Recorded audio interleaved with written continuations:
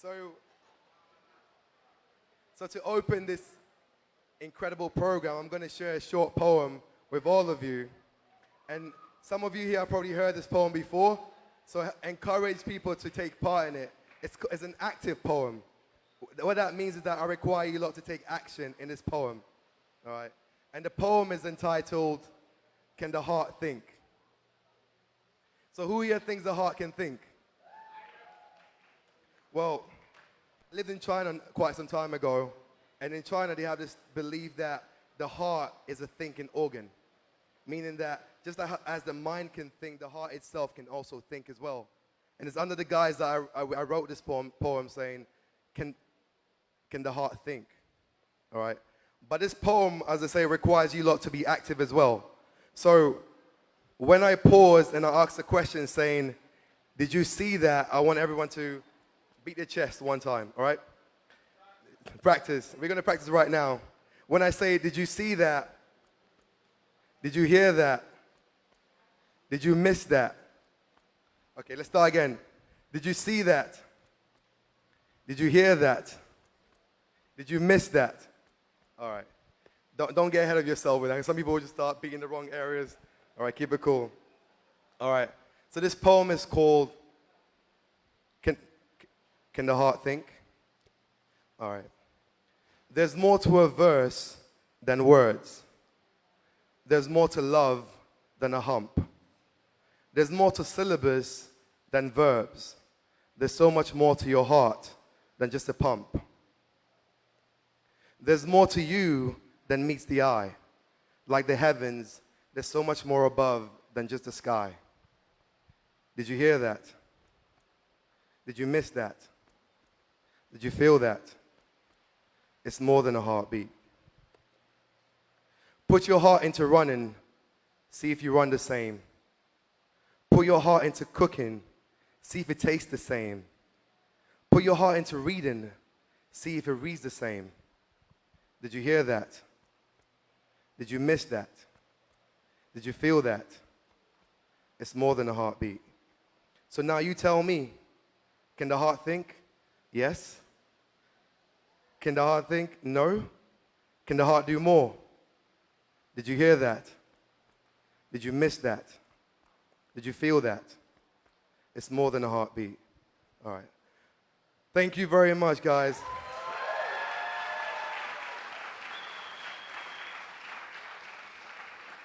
And the reason why I stress that so much is because we're all very intelligent people here right now, very, very successful in our own rights in many ways, but you can't do anything without putting your heart and your soul into it. And that's why I give so much credit to Christine, because she put all of herself into doing this right now. And today, I know you're all tired. I know it's incredibly hot. The air cons are not here. I know that, there's so many things taking place. We have businesses to run. We have families to take care of and everything. But I encourage you all to please just give all of yourself to this program today. Block everything out. Be here. Let's have an incredible time. Engage. And trust me, you will have more than just a great experience right now if you're willing to put your heart into it. All right? And as I introduce my incredible wife to the stage, I remember when we first met, and I went to my mom. And unfortunately, as you know, with different groups all around the world, whether you're in Africa or in Europe or in the Caribbean or in America, there's different, people are not fully aware of the different cultures in many ways. So my mom, I come from a very old school African family in Ghana.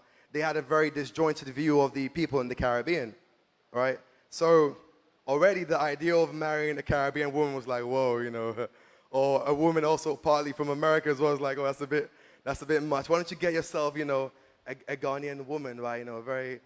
And I went to my mom and I said to her, Mom, this woman is incredible. She's a Bill Gates scholar, getting a full ride to university. She's Forbes under 30 entrepreneur. She has a business that's done really well. It's featured in business schools. I'm like, yo, look at her website. Look at her website.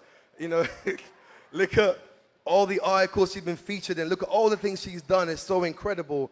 And my mom was like, yeah, that's all great, But what about there? Does she have character?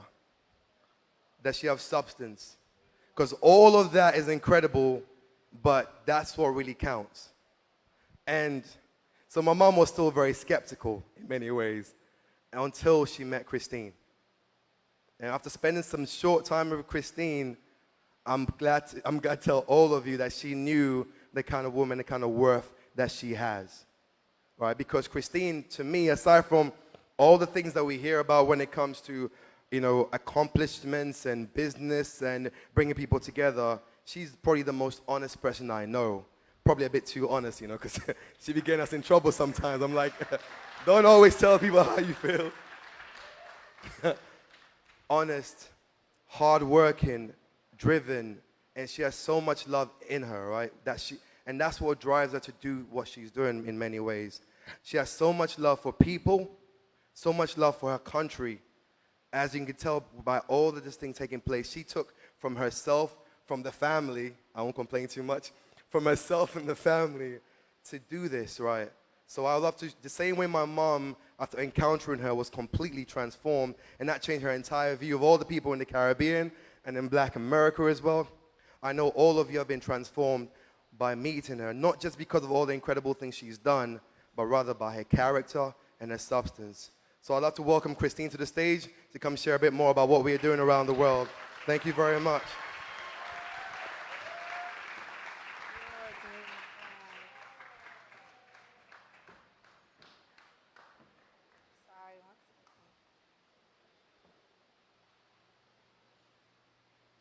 Sorry.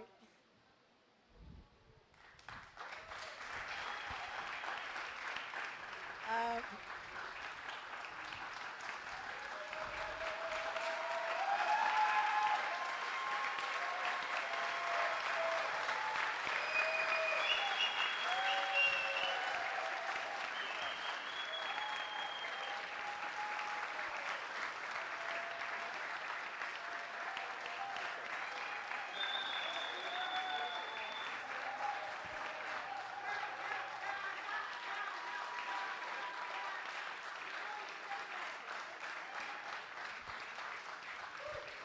Thank you. uh, yeah, Einstein, you put me on the spot. You didn't have to do that. But yeah. Can I get my presentation, please? So yeah, like, obviously everyone knows Einstein's now my husband. He's my partner in crime. Like, we've been building this empire for the past couple of years, and it's been definitely a journey. Because I remember in 2016 when we started talking about how do we want to build our communities, because I don't know if you know the story. I mean, since he already started, I might as well finish, right? Like, Einstein and I, we met at NASA Ames. Anyone ever heard about a program called Singularity? Right? And at that time, Singularity University was just literally this institution that is preparing people for the future. Like, how can we find entrepreneurs that are doing initiatives or building companies that can impact 1 billion people on the planet? And Einstein was selected to represent his background and heritage from the UK at that time, and I was selected to represent the US. At that time, my company was Vendetti, connecting travelers to street markets, and at that time, Einstein had a care home facility and mental health space and digitizing that ecosystem. And when we came together, there was, and Einstein has said this before, on the first day, because it's an international program, they select 80 entrepreneurs from around the world, right? So you're dealing with top-notch PhD, doctorates, influencers. You think you're badass? You come there, you are humbled at the people and what they're doing. And on the first day, they ask you to pick your flag, right? They ask you to select your flag to represent. And of course, people are representing Europe. And of course, even people who are African or non-African or Asian, we're picking the Western markets flags to look cool, right? Einstein is like, where's my Ghanaian flag? Right? And it's something that we bonded automatically. Like, literally, like, when we met, we weren't talking about him being raised in the UK or me being raised in America. We were talking about Where are our families from? Where are our legacy? What are our backgrounds? And throughout the whole time, we became ambassadors to Ghana and ambassadors to Haiti. And people know, if you want to know about this country, talk to us.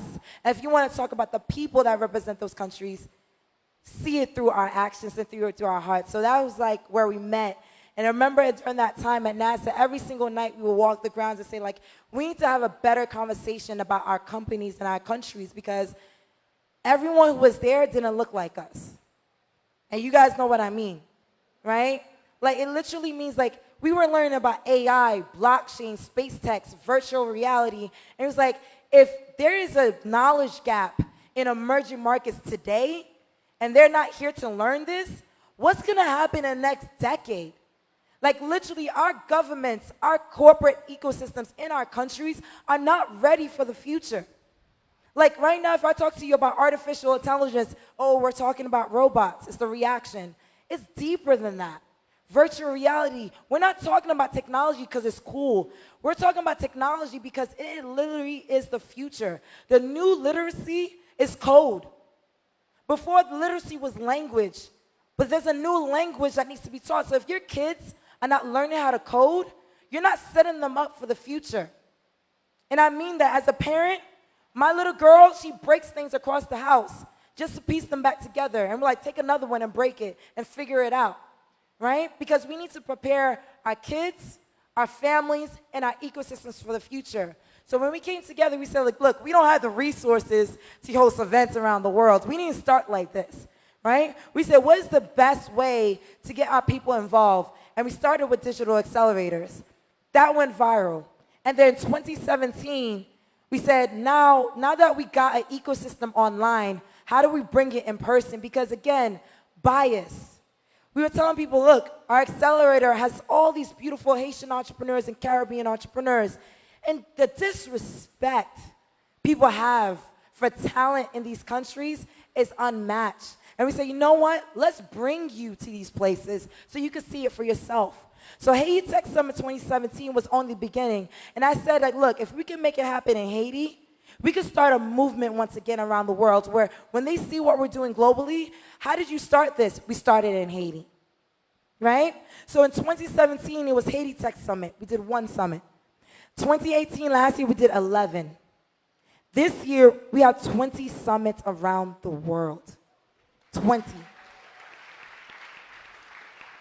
So when I say that, you know, you could start magic in this country, it says a lot in terms of credibility when they say, like, if you could make an international event in Haiti, what can't you do? And so I wanted to take a step back and actually, like, you know, give you guys an understanding of what we do and why we do it, because a lot of times people know Einstein and myself as ambassadors for our country, and they say, all right, Christine is the founder of Haiti Tech Summit. But it's more than that. We're doing it in a movement. And a lot of times, you know, people know that we also teach this content. We want to prepare people. I'm sure you probably saw videos of me during Haiti Tech Week doing free sessions. Just because you can't afford to come to Haiti Tech Summit doesn't mean I'm not going to come to you if I have to. So if I have to find you at the YMCA, if I have to go to universities, if I have to, like, I was even doing talks in parks. Where's Daphne? We just put a mic on the street in Port-au-Prince a couple of years ago, and I said, I'm just going to talk, right? Like, I don't mind where I need to go to reach people to get them to know about technology. And yes, I may sound crazy, but I want our country and our people to be prepared. Because we're not going to have a permanent underclass. We're all going to rise together, and technology is a shortcut to that, and I believe in that. So with that said, you know, Einstein said that, you know, I wear several hats, but I don't consider myself the founder or of global startup ecosystem. When people ask who I am, I say I don't give titles, I give value. And I'm a startup ecosystem expert. And I say this because when you talk about your brand and what you do, don't tell people your title. Those days are over. What is your value? Someone can say, I'm an ambassador for Haiti. I'm an influencer for women empowerment, right? Tell them what's your value, because saying you're the CEO of XYZ doesn't cut it anymore. People now want to build relationships with people who care, who actually is about the passion and the initiatives that they do. So I'm a startup ecosystem expert, and what does that entail? That's me. I am passionate about building ecosystems around the world through technology and empowering the grassroots entrepreneurs to make that happen, right? And so obviously I've been awarded and I've done a lot of things around the world, including being on the Forbes list, so shout out from my Forbes family for being here. But it's more than that.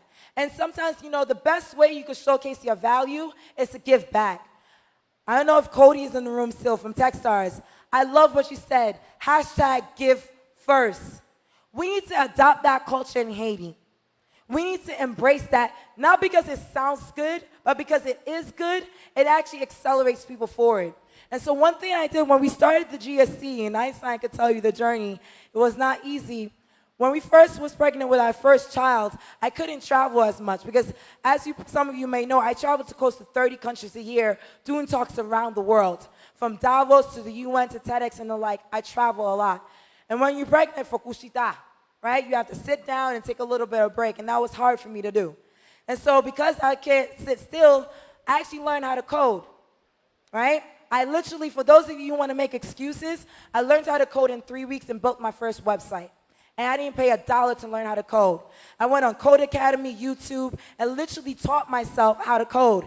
And usually, if you want to learn something quickly, have an objective on the other side. Because I wasn't learning because, oh, I need to learn how to build a website. I said my goal is to build my first website for my company. And that was the year I made the Forbes list, when I built my first website, right? So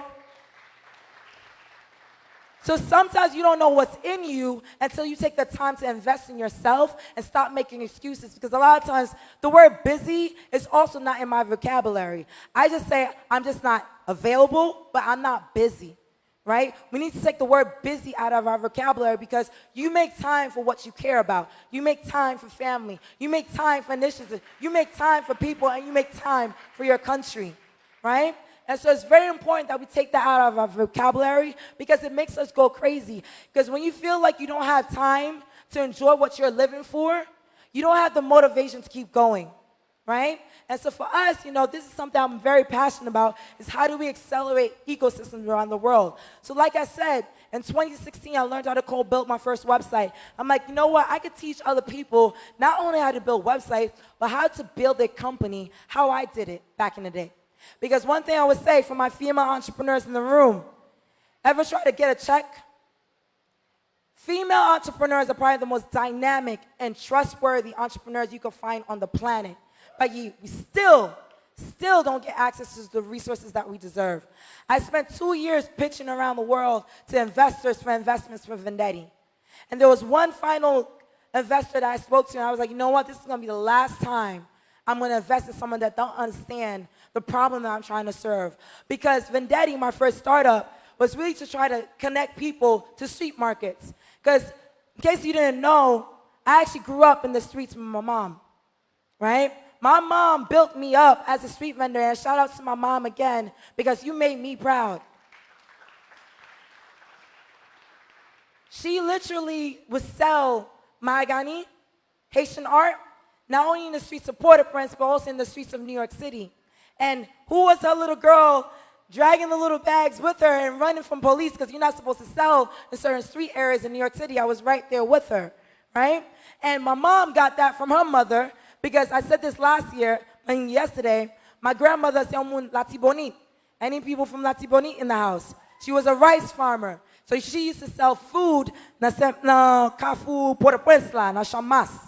And then she got it from her mother. So we come from a long line of street vendors, and my pastor was saying, like, look, how do we make sure that people respect the street market economy and get tourists to go and buy local foods and local products from street vendors? And one thing I would say, our GDPs are completely incorrect.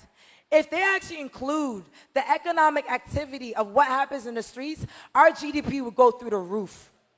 Seriously. And so that was the company I was pitching to investors who don't understand the power of connecting travelers to street markets. So essentially, I started pitching for prizes. That's where I met Cody from Techstars and won that $75,000 competition, right? Where literally we're traveling around the world to say, you know what, let's just show our story. And so from that journey of building that first company, now it's a business case study for Harvard Business School, where entrepreneurs and business people from around the world are reading about Vendetti and how we were able to build that company. People around the world is learning from my struggles building my first company. And one thing I would say is, I felt like, you know what? I need to give that knowledge to other people. And so when I learned how to code, I said, you know what? I'm just going to do a site called CaribbeanStartups.com, actually Caribbean Startups.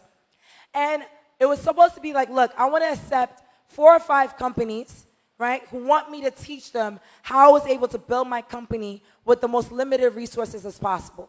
Because as an entrepreneur, if you could build your company with limited resources, there's no stopping you.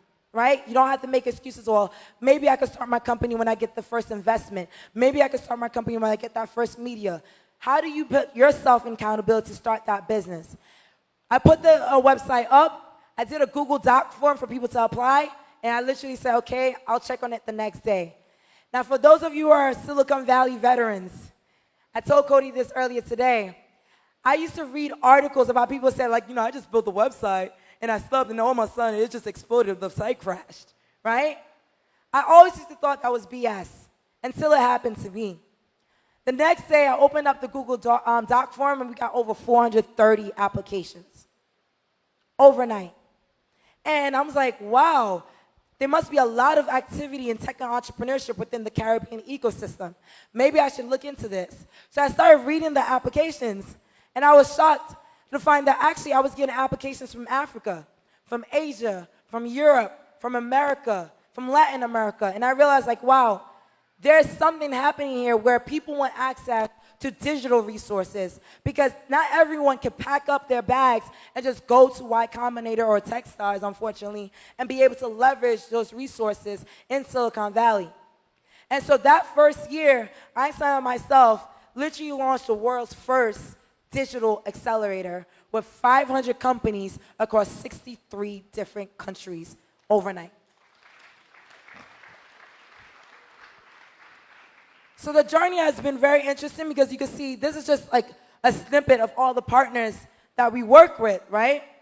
But the thing I want you to understand is that year we only did emerging markets, 5 regions: Africa, Asia, Caribbean, right, and Latin America and the Middle East, because of my time in Dubai. I didn't accept applications from Europe and America. Due to demand, we said, you know what? If we're going to have a conversation about building emerging markets, we need to also have that conversation across the board. So last year, we also added Europe and America, and we became the biggest accelerator on the planet, accepting 1,000 companies across 90 different countries every single year. So as a result, we work with over 140 different partners. So when you see these partners in Haiti, it's because we worked with them with other countries for that accelerator program. So today, obviously we run the world's largest digital accelerator, and I encourage you to apply. The next series is in August, and we walk you through the entire journey, from building your company, product development, customer acquisition, marketing, and the like. And as a result, now we also not only run the largest accelerator, but we also give all the perks and benefits of any accelerator that you find in Silicon Valley. Over $300,000 of credits to build your company, right? So Amazon Web Services credits, IBM, Google Cloud, all of them, you name it, you get those resources. All for free, no equity acts, no exchange. It's all us giving value to the people that we love. And that's it. So you can imagine Einstein and myself already have previous businesses, and we're seeing this is taking off. What do we do next? Because now we have the largest accelerator program on the planet, which means we have the biggest database about what happens on the ground in each of these countries. Because keep in mind, these entrepreneurs tell us about the gaps and the issues that they're facing in these countries. And we're able to see, okay, how do we bring solutions? And one of the biggest things that keeps coming up in the applications is, it would be great if we had access to all the mentors and the speakers that you promote on this online platform in our country. That was the biggest thing. And on top of that, not only bring them to this country, but also let them see what we already have and blend it and combine together. Because there's, again, a bias and a perception that places like Haiti don't already have places like incubators. There's a perception that people think that the corporate professionals here are not ready for business. There's a perception that entrepreneurs don't know how to learn the basics of marketing and coding and the like, right?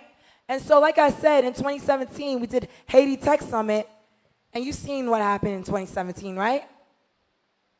First keynote was Ben Horowitz. Last year was Jack Dorsey, founder of Twitter, right? That literally shocked people around the world. Like, how are you actually literally bringing people to these countries? And I tell people, I don't say it's a charity opportunity where, oh, come do some good. I say it's a privilege for you to come to Haiti. You better take that. So welcome to Haiti. That's what I say. And they get it. A lot of times people say, like, how do you convince them? Like, I don't need to take too much convincing to say this. I did a talk earlier this month at the French Chamber, and I asked everyone in the room because, you know, we were going through a lot over the past couple weeks. And I said, if I wanted to convince an investor to come to Haiti, what would you tell them? What is the benefit of them coming into Haiti? Let me tell you something. It was silence.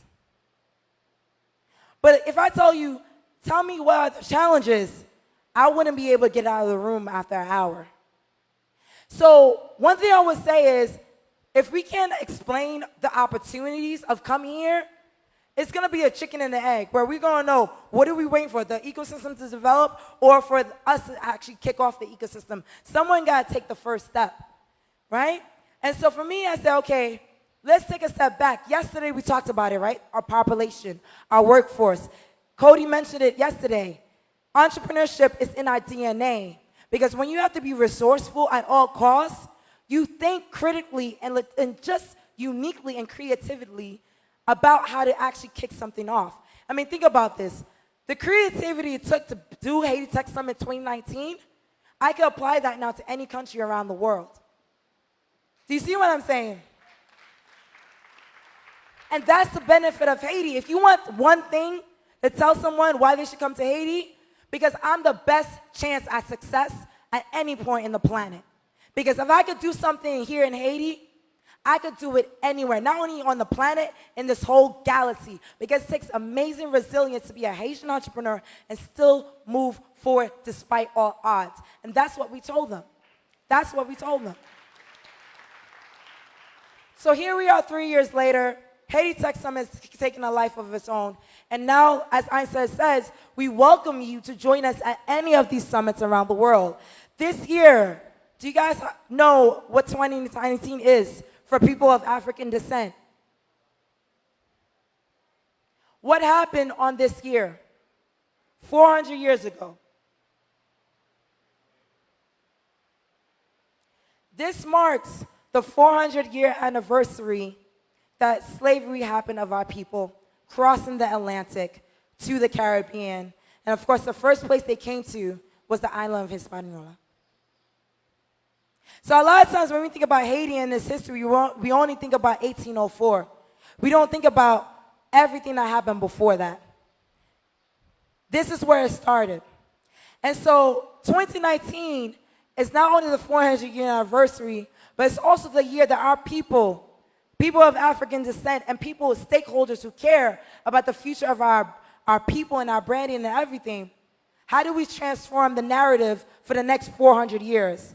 And I gotta give a shout out to my husband of Ghana and the Ghana government. President Nana said out loud, 2019 is the year of the return to Africa. And let me tell you how important that is. Because when it comes to like the year of the return, this is why I'm going to shout out the Forbes team later on. This is a powerful year for people of African descent, where the president said, this year we want our people to come back and not just rediscover Africa, but rediscover the beauty of your land, your ancestry, your background. Because you come from kings and queens, you come from very, very influential people. And you need to know that. Because right now, 5 years ago, there was a front page cover on The Economist that said Africa, the hopeless continent. That was the front cover of The Economist, a well-respected magazine, right? So last year, on the cover, Africa rising.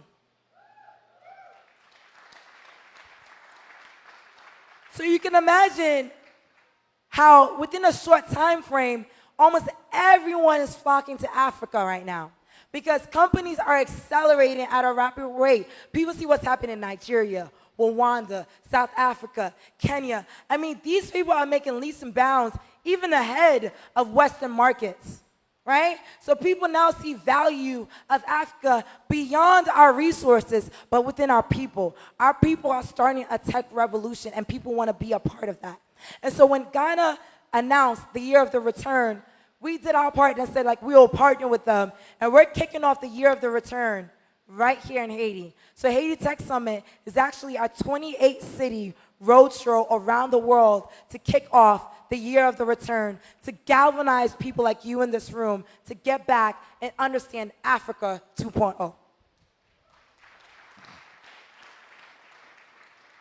So that to me is really exciting because we're going to over 10 countries across the continent, including South Africa, Rwanda, Kenya, Nigeria, Cote d'Ivoire, Senegal, Ethiopia. If there was ever a time you wanted to visit these countries, you have our platform to be a part of it, right? And of course, we're culminating with Ghana Tech Summit. Maybe there's a bias. We kick off the series with Haiti Tech Summit because we say Haitien. And then we end it with Ghana Tech Summit with 5,000 people on December 13th and December 14th.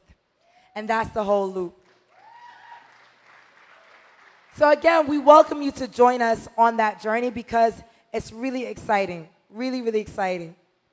So now that you know a little bit about what we do, like I said, I like to teach, I like to give back, I like to talk about topics that I hope is valuable to you.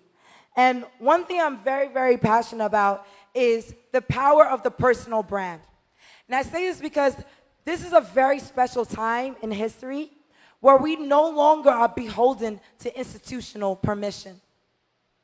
You can now start a revolution just with your passion, your energy, and that's it.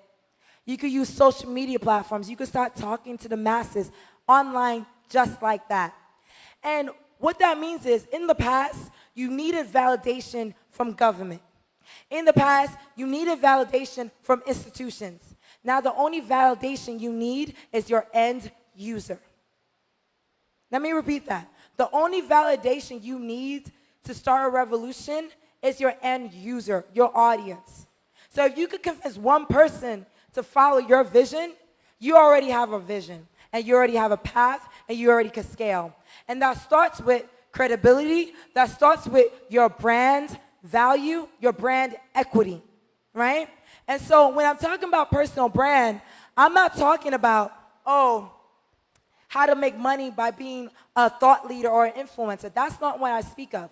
I'm speaking about the power of leveraging your influence to excite change, right? Because everyone now is considered an influencer. If you saw the emails that we sent you, we called you all influencers. Did you see that? We did that purposefully so you can understand the power of you as a person to excite change. And so I'll start by asking, how many of you believe you have a personal brand? Raise your hand. Keep the hands up. Okay?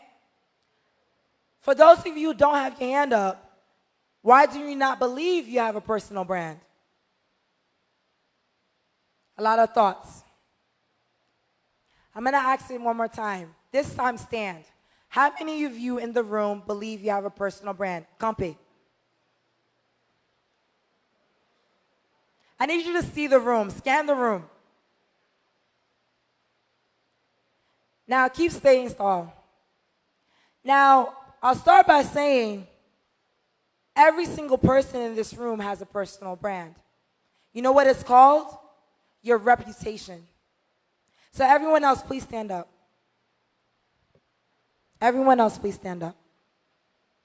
So for those of you who didn't know it before, you all have a personal brand. Konya, konya. Thank you very much.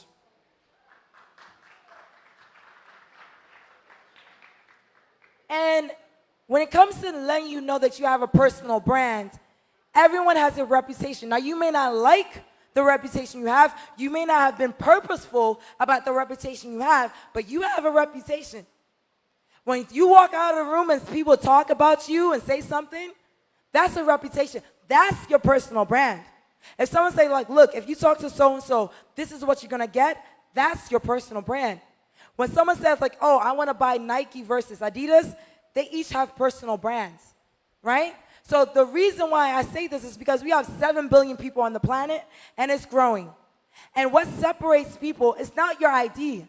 Because I see a lot of people who want to hide our ideas. Let me tell you, execution is king. Your idea could be gorgeous, but it doesn't matter. What separates you is, why should I go through this idea with you? And that's your personal brand. And so at the very least, we're our reputation. So that's your word of mouth and your digital footprint. And what is a digital footprint? That's your Facebook page, your LinkedIn page, how you email people as well. Are you someone that's very relaxed? Are you very formal? Right? All that is a digital footprint, because we all know emails can be forwarded. Right? All that is a part of your brand. Word of mouth, what people say about you when you're outside of the room. So we're all at level 1. I think what we feel now in the industry and the trend is, how do we get to level 2?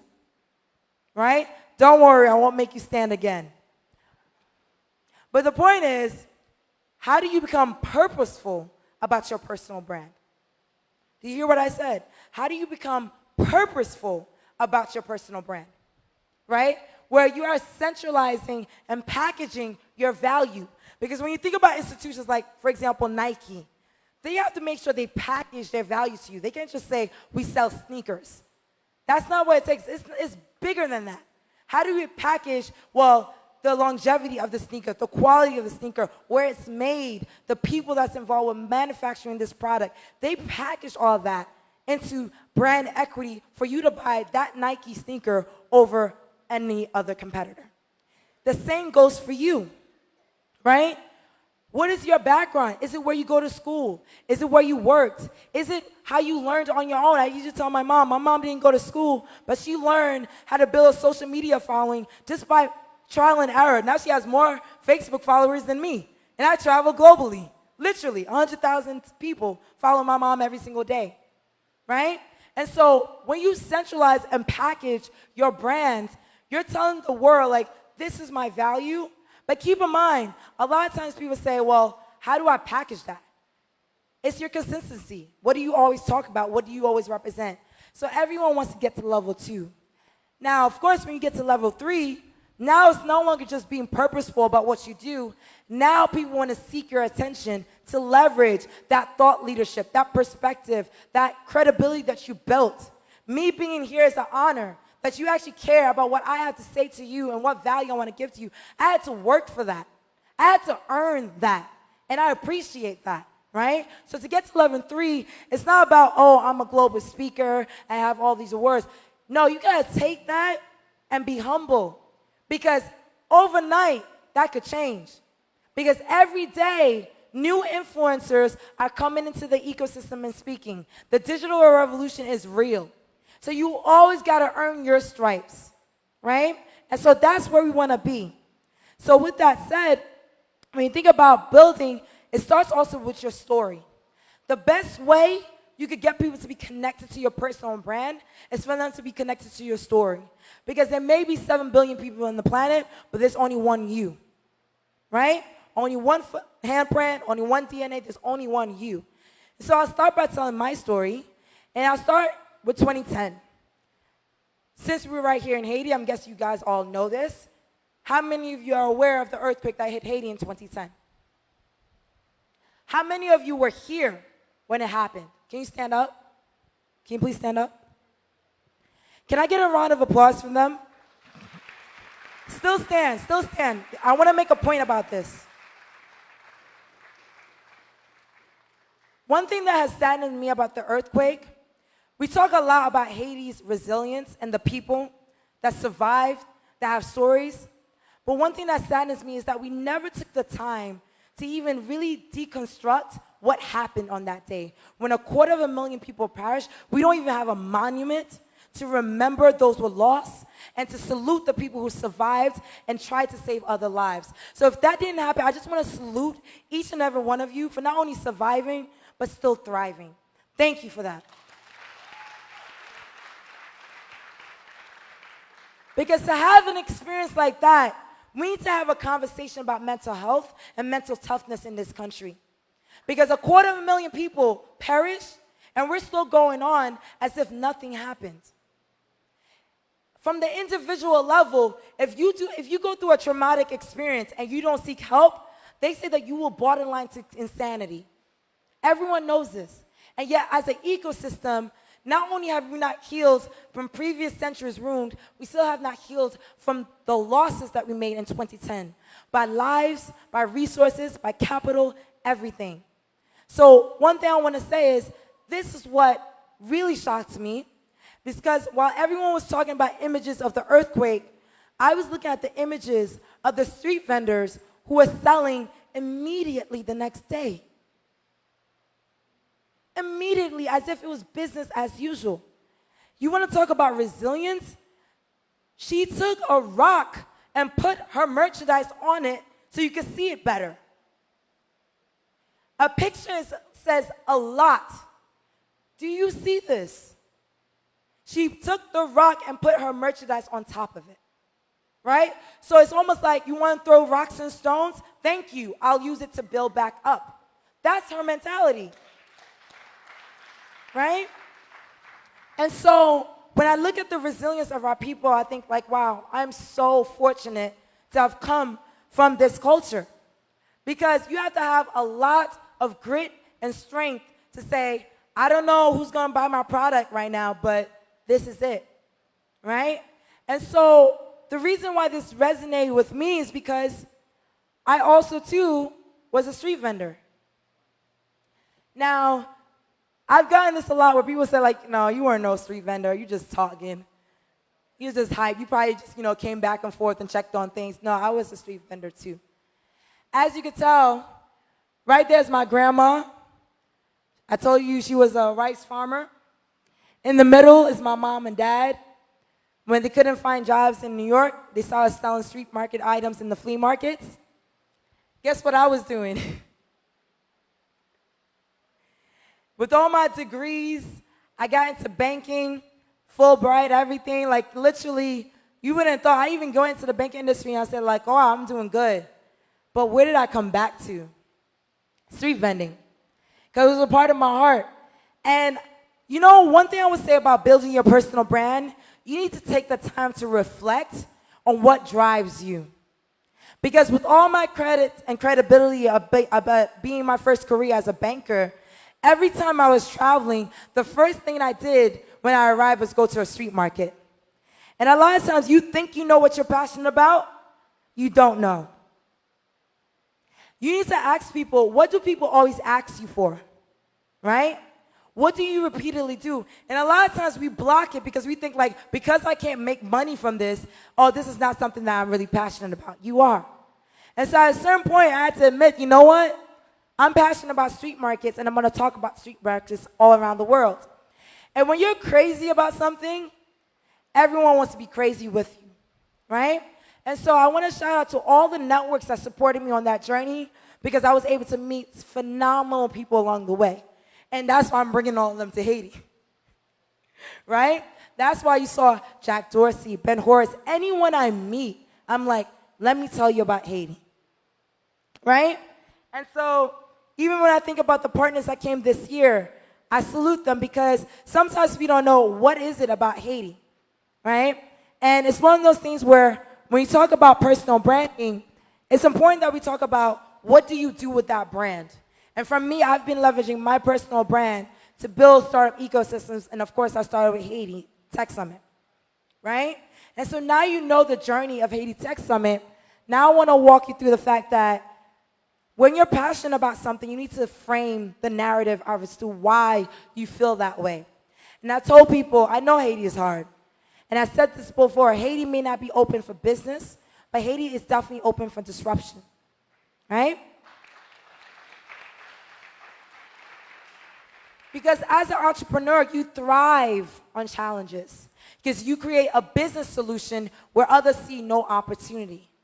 I consider Haiti the wild, wild west. Because sincerely, by population, 13 million people on this island, just 10% of this island activated in the right way, you want to be a billionaire, you come to Haiti. I mean it. Our markets are literally open for anything, right? Because everything is so new and everything's so potential to scale. It may be hard, but high risk, high reward, right? Let me repeat that again. High risk, high reward. So when you want to come to Haiti, what do you tell them? High risk, high reward, all right? And so when you think about these things, I say, like, you know what? I need people to understand the power of their personal brand because I want to activate each and every one of you. The reason why I walk you through my personal journey is because so you can see where did this drive come from and what am I doing with it, right? What are you doing with your personal brand? Everyone knows the titles of the people in this room. Everyone knows each other in here too, some of you. You know the power in this room. But what are you doing with that power? So I want to talk about, we live in the digital age. Personal branding is at the core of how we make relationships and scale initiatives. And so I want to give you 3 tips about how do you become a AAA threat. How many of you in the room believe you're a AAA threat? A couple. Some of you didn't raise your hand. A lot of you. Well, let me teach you how to be a AAA threat. Okay? First and foremost, if you're going to build a movement, anything, you need to learn the art of attracting people to your cause. Guess what? This year was not easy. We had the media going wild. Fires broken out, riots, lost lives, craziness, chaos, political unrest. But I still attracted to you like a magnet to Haiti for Haiti Tech Summit 2019. Did I not? And so the first thing you need to do to become a AAA threat is learn the art of attracting people to you and what you believe in, right? And that attraction starts with very basic stuff, knowing your history, knowing your cause, knowing your passion, and sharing that even if people don't agree with your vision. As a matter of fact, Einstein told you my personality, sometimes it could be a little bit too honest and too blunt. I got my Dartmouth family in the house. They know me they could tell you my personality. We're like 10 years in now, right? My best friend's right there in the front, right?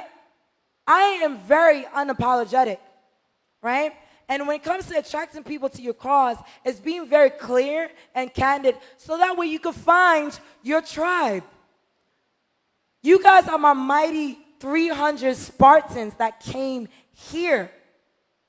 I know my mighty army, man. Thank you. Because a lot of times when we're trying to convince people about our vision, we try to force it. Let me pitch you right now. Let me tell you what's going on. I don't do that. You're either with me or you're doing your own thing. It's cool. But you want to find the people who say no so you can say, okay, that's cool. I'll be your ecosystem friend. I'll watch you. You watch me. We could do it together. But if you say yes, let's thrive together. You want the no's. You don't want people to say maybe. You can't do anything with maybe. What can you do with a maybe? But if you don't know, you could put your resources into the people who say yes. So you got to learn the art of attracting people to your cause. Second, when you start to build an ecosystem, a community, because I say this all the time, you guys are a part of the Haiti Tech Summit family, right? How do you automate and scale conversations? Last night, this table over here gave me some harsh feedback. They were like, oh, that's so cool. You brought Airbnb to Haiti. Oh, that's so cool. You brought Google and Facebook to Haiti. Now they're doing activities. Oh, but so what? What are the people doing at the grassroots level? And if they are doing something, which everyone knows, there's been a lot of activations of people post Haiti Tech Summit. How do we scale those conversations? So I got homework. I need to learn how to automate that conversation so it's easy for people to get plugged in, right? And then finally, once you create a system of building a community that comes together, you need to amplify. And I amplify this country to the topmost degree, right? And so you have a cause, you're attracting people, you're automating, then you amplify. So those are the 3 steps to becoming a AAA threat. And so let's start with attraction. Attraction, like I said, is your story. And I want to make a quick point about this, where we live in a time where you have to be authentic about your evolution. I say this all the time. When I tell you my story, I'm going to tell you the good, the bad, and the ugly. And that resonated with the marketing messages that was coming out of Haiti Tech Summit for 2019. I told you the good, what this conference is about. I told you the bad, things are getting a little heated in Haiti. And I told you the ugly, that things really just broke loose, right? And so when it comes to marketing yourself to the public, your story is all you need. You don't need degrees, you don't need traction, you just need your story so people know what you're about, right? And so one thing that we don't do enough of in Haiti, we don't document. We like to consume information, but we don't produce information. Like when I think about how many people who are on Facebook but don't have their own Facebook public pages, or people who watch YouTube videos but don't have their own YouTube channel, or people who sign up for webinars but don't host their own webinars to teach people about content coming out of Haiti, I find that to be very sad. Especially when all these platforms are free. And ladies and gentlemen, they're not going to be free for so long. Right? And so you got to think critically about how do you market your story. And one thing when I started in 2014, I documented that evolution so people know that growth. So first thing is attraction. Now, how do you automate? Now, we live in a time where you have so many resources to automate your reach, right? I'm sure you probably heard of these things. How many of you guys have heard about Buffer, right? Or Hootsuite, or MailChimp? These are all tools that you could use to automate yourself because, like I said, engagement has no closing hours. You got to be lit and on 24 hours a day, 7 days a week, right?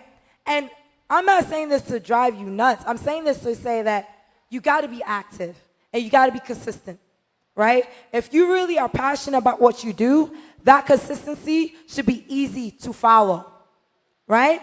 And so use these tools to do that. Whether it is using Hootsuite to automate your social media messages, using Canva to brand your message to the public, using resources like Zoom to teach people and putting that on auto repeat so people can learn what you learn. Right? I'd be very shocked if anyone does a webinar and say, how to start and incorporate your business in Haiti. Where is that? How do you build a franchise in Haiti? How do you build an organization in Haiti? Because right now, the only way we learn is by trial and error. And there's a lot of time that gets wasted when we keep trial and error rotation in this country. But if all you did was take 15 minutes and taught someone online with a webinar how to do X, Y, Z, can you imagine what would happen in this country? There's so many challenges, but people have figured out the solutions, or else you wouldn't be here. This is already home. So there's something keeping you here. And it's not just love of country. It's also love of opportunity, right? So if there's opportunity here and you learn something, give it back. Because if the ecosystem is thriving, you thrive too, right? And so this is what I'll say is, automate that process. And finally, amplify, right? You need to amplify your message. One thing I would say is we live in an age now where you can almost be an army of one and make that army of one become a following of the thousands and the millions and the trillions, right? Where now, wherever you go, you could get people to understand, like, look, this is what I believe in, and package and brand that so people could follow. And even if they're not convinced today, I tell people all the time, I got 13 years for this. You're going to recognize pretty soon. pretty soon. And so, like I said, magic does take time for people to believe in what you're doing. But as you evolve and you're amplifying your message, stories start at the grassroots level. And it builds and it builds and it builds and it builds, right? And so amplify your message. And when you amplify, of course, when you think about these things, I said this before, if you want to be a AAA threat, you need to be able to attract people to what you believe in, right? That's step one. What do you do with that attraction is up to you. A lot of times, that attraction, we just chill and relax. We benefit ourselves. But like I said, if the ecosystem thrives, we all thrive together, right? So with that attraction, how do you create a system around that? My system is these accelerators and these tech summits. Now you know. The system of what I've done with that attraction of those resources, those influencers, those relationships that I've built over decades, right? I know I'm young, but I still got a good 15 years where I've been trying this, right? That's what I use to automate and create a system. And then finally, amplify. Don't forget, you are literally running on just a loan. This is not credit that's automatic. You got to renew that credit all the time. And let me tell you something. A lot of people say, oh, Christine must be a cocky person. Haiti Tech Summit is the biggest event, not only in the country, but in the Caribbean. She must think she's all that. No, ladies and gentlemen. I'm humbled every single year. That credit is renewed every single year. Every single year. So I got to keep renewing that loan in 2020, in 2021, in 2022, in 2023, 2024, 2025, 2026, 2027, 2028, 2029, 2030. If my work is not finished, we got to talk about the next century, right? And so you got to renew that credit. Nothing is given in this life anymore. Everything is earned. And so when it talks about building your personal brand, what do you do with it? So I hope you found that very useful. I know for me, I always want to say, I want to activate people in the room. I don't want you to just come here and say, I had a great time, I met a lot of people, and didn't do anything with it. Yesterday, we had a town hall where I was answering questions to you all to say, what is holding you back, right? And a lot of times, it's just your psychology. If more people just took a leap of faith, the world wouldn't be where it is today. And so I really hope that you took the time to hear my message today and know that the power of your brand, the power of you, can really sincerely move mountains. And we have a lot of it here in Haiti. So we may have a lot of mountains to move, but I believe in the power of you to help move them and really recreate a new Haiti. Thank you so much for being here. Thank you.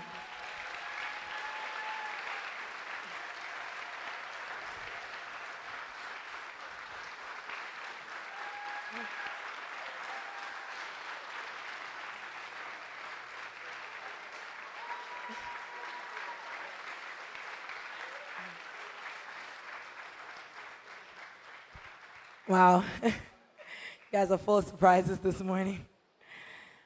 So, with that said, I did this because, this is day 2. I know we get tired, but I want you to keep that fire alive because, again, we do still have work to do. And with that, I would like to introduce Daphne. What's Daphne Charles? To introduce the first panel.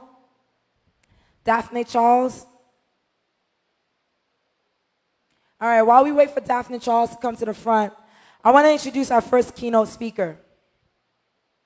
This amazing woman, we met at our event in New York. And you know when I tell you laws of attraction, you don't need to pitch anything to someone when you are connected on vision, right? And Ty and I, we connected on vision automatically. And I want to not take her thunder. I want her to come up here and talk about what she does. But we've already started traveling the world. She's already been to Ghana Tech Summit. Now she's in Haiti Tech Summit. We're going to keep that live alive. So I want you guys to give a warm welcome to Ty Heath from LinkedIn.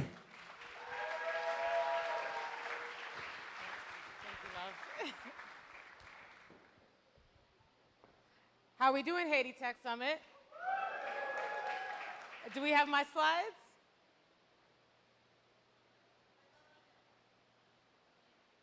Okay. While we're waiting for my slides to come up, I just want to say, Einstein, Christine, and team, we hear you, we feel you, and we're with you. All the way through this. So I'm the global lead for market development and LinkedIn Marketing Solutions, but like Christine said, it's far more than a title.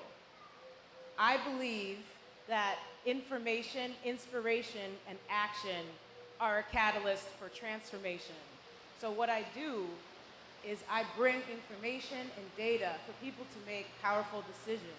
But none of that works if we're not taking action, like Christine said. So I do hope that today you can take some of this information and make powerful decisions about your business. If you're a policymaker, you can drive policy.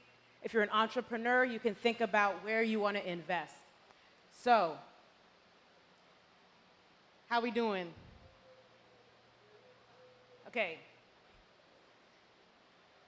Give it a minute. Ah, yes. Okay, so my story. So I have Jamaican heritage. Right? I don't know if the Jamaicans, wagwan? So I am so proud to be here in this sister country. Growing up, going back and forth between Jamaica and America, I have been determined to ensure that people of color in the Caribbean, the African diaspora, and beyond have access to economic empowerment. So everything that I do, I'm in love with all things international, all things tech, and I'm a teacher. I'm a teacher at heart. I've always been a teacher in the space of tech, and what makes me happiest is seeing people light up when they get something for themselves, and when they can take that information and do something with it. So my career started at Google. So I know there's some Google people in the room. I'm a Google alum. I worked for IBM also. I ran a digital marketing agency for 3.5 years. So I'm an entrepreneur. Once an entrepreneur, always an entrepreneur. Once you do it, you know you can always do it. And I'm still an entrepreneur. I have an online course called Marketers of Tomorrow that is focused on helping people go from 0 to 100 on marketing skills. And my goal is to deploy that in the Caribbean so that Caribbean people can connect to the United States and get jobs, because Lord knows we need strong digital marketing, right? Telling the stories, launching the brands. All right. So I've said a little bit about myself. What I want to share with you today, I think, is more important than ever. I just shared a little bit about my goal to make sure that everyone has access to economic empowerment. LinkedIn's vision is to provide economic empowerment for the global workforce. And I think that vision is more important than ever as we look at technological advances and where things are going. We need to be prepared for that. And so my goal today is to share a little bit with you about LinkedIn's economic graph, and then also show you some tips as to how you can leverage the future of work and the data from the graph to create a more inclusive future of work for all people.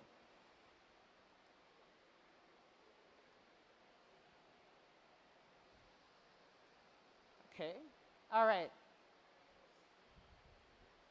Let me back up. All right, so what do these things have in common? Blockchain developer. Oh my goodness. Excuse me, people. Bear with me. I'm getting used to the clicker here. All right. Blockchain developer, machine learning engineer, Airbnb host, genetic counselor, social media influencer, Uber or Lyft driver. What do all these things have in common? Anyone know? Yes, there are people involved. Absolutely. They're techie. Yes. What was that? Yes, there we go. Okay. Actually, these things were not around 10 years ago. 10 years ago, these professions did not exist. Now, blockchain and cryptocurrency are some of the most searched for jobs in tech. Celebrities and influencers have always been around, but to Christine's point, social media has amplified the impact, and this has become a powerful space for people to occupy. And it's not on the slide, but I've seen drones flying around the event, taking what I'm sure are amazing pictures. Google, Amazon, and Facebook are all investing in drone fleets. So we can expect to see more of that. And so what we know is that 10 years ago, the world was a very different place. 10 years ago, WhatsApp didn't exist. Instagram was an idea on paper. 10 years ago, the world was a very different place. And the workplace was also a very different place. And so what we're going through right now is the fourth industrial revolution. And we're going through and we're living through a fundamental transformation in the way that we work. Automation and thinking machines are taking over human tasks. They're also changing the skills that employers are looking for in their workforce. And what this means, these forces have the power to disrupt economies, and more importantly, they have the power to disrupt workers. And what everyone in here should know is that the pace of change is accelerating due to rapid advances in blockchain, cryptocurrency, AI, genomics, biotechnology, you name it, it's moving, it's accelerating. So for all of us in this room, this is not the time for us to sit back and watch those events unfold. In order to be prepared for the future, we have to understand it. So how many of you have heard of LinkedIn's economic graph? Okay, I'm excited to share this with you today. At LinkedIn, when we try to understand the future, we start by first understanding the present using the power of our platform. LinkedIn's economic graph is a digital map of the global economy across 6 dimensions. So we have profiles, so all the profiles, including everyone in this room. I hope you have a LinkedIn profile. All of the companies that exist globally, all of the open jobs within those companies, the skills required to get those jobs, the schools, technical institutions, universities to help you get where you want to go, as well as all of the professionally relevant updates that leaders in the room like you share as a part of that conversation. And our goal is to take all of this data within the economic graph and make it available and present it back to you, entrepreneurs, business owners, leaders, policymakers, so that you can make more informed decisions about where the economy is going, with the ultimate goal of making sure that everyone has better access to open jobs and that we can invest in upskilling and reskilling the workforce to get those jobs. Simply put, understanding today is the key to building a better tomorrow. So it's incumbent on all of us to understand what this change means for us. And at LinkedIn, we're focused on 3 specific areas. The first one is hiring rate. So we want to understand what's happening across cities, across countries, globally. We want to measure it and help you make more informed decisions. Secondly, we look at skill gaps. We look at 50,000 specific standardized skills and try to predict what skills are needed for the future so that you can prepare yourself for that future of work. And then we look at real-time migration. Where is talent going? Where are they leaving? And how can we support and build cities that can attract talent by understanding what kind of jobs to invest in? So with this information, we can stem the flow of negative trends, and I think even more importantly, we can accelerate the positive trends. And specifically, what I want to say today, and this is something I want to invite all of you in this room to do, is to use this time right now as an impetus for us to do long overdue reform in the space of work, education, and gender. So, how can we adapt to this new world of work? So I only have a little bit of time, so I want to call out 3 trends at a high level that everyone can speak to when you speak about the future of work. I think if we zero in on these things, we can make a real difference.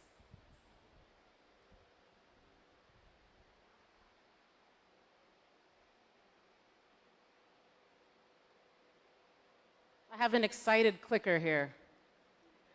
Oh my goodness.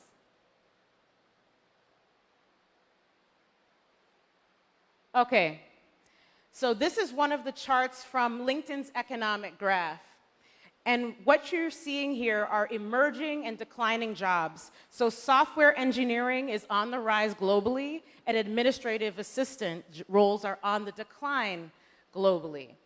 So what I want to call out here is while technical roles like software engineer are on the rise, there are also roles on the rise like marketing specialist. And this is a role where it makes sense to learn about how do you translate human behavior. There's also roles like HR specialist, where knowing how to interact with people is an important skill. So you want to pay attention. It's not just all about tech, it's about being human and taking advantage of those human roles. So I think there's a lot of opportunity there as well. The other thing to point out is that the skill gaps are shifting.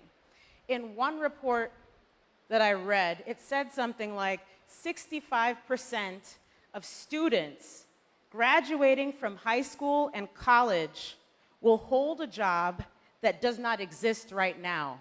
Did you get that? And for which their education will not adequately prepare them.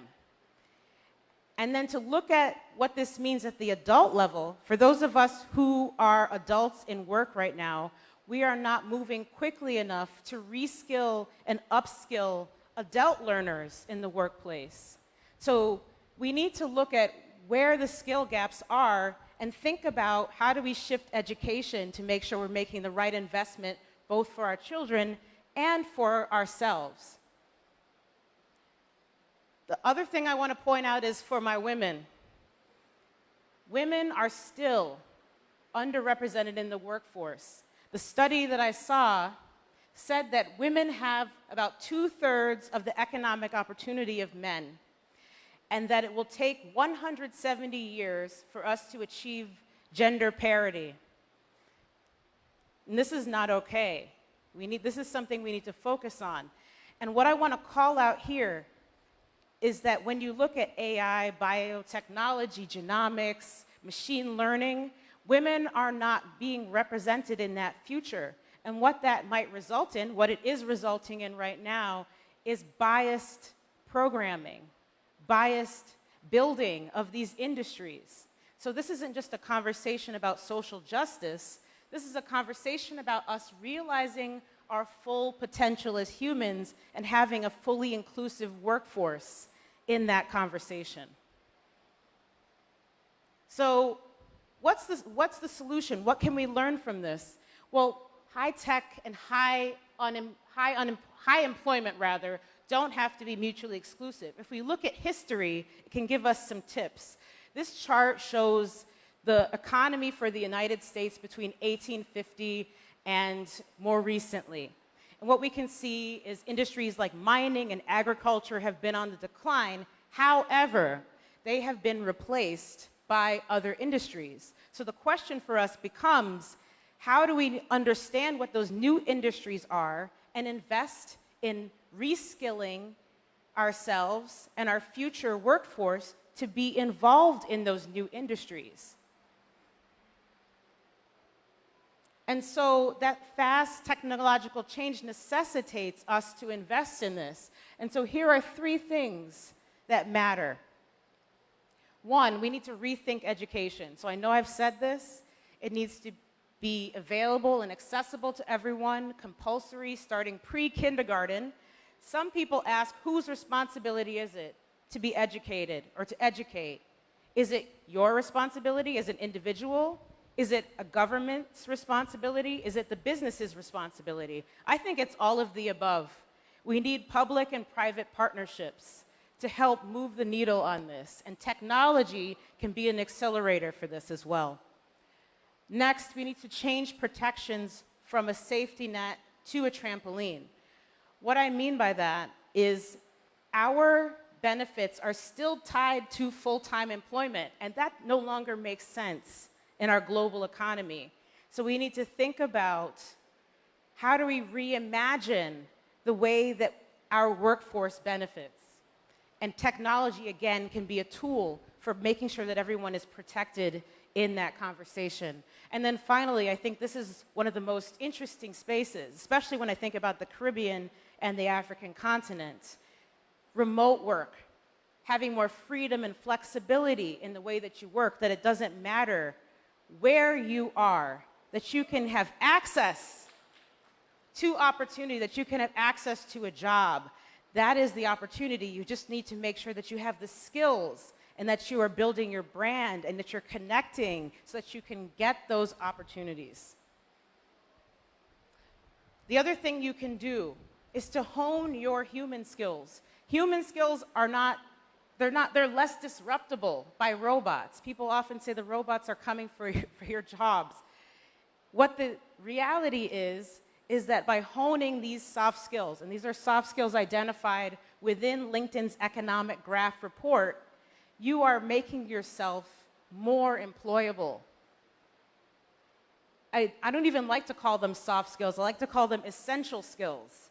Because without these skills as a foundation, even if you have a technical role, you're not able to realize the full potential of your job without having these essential skills.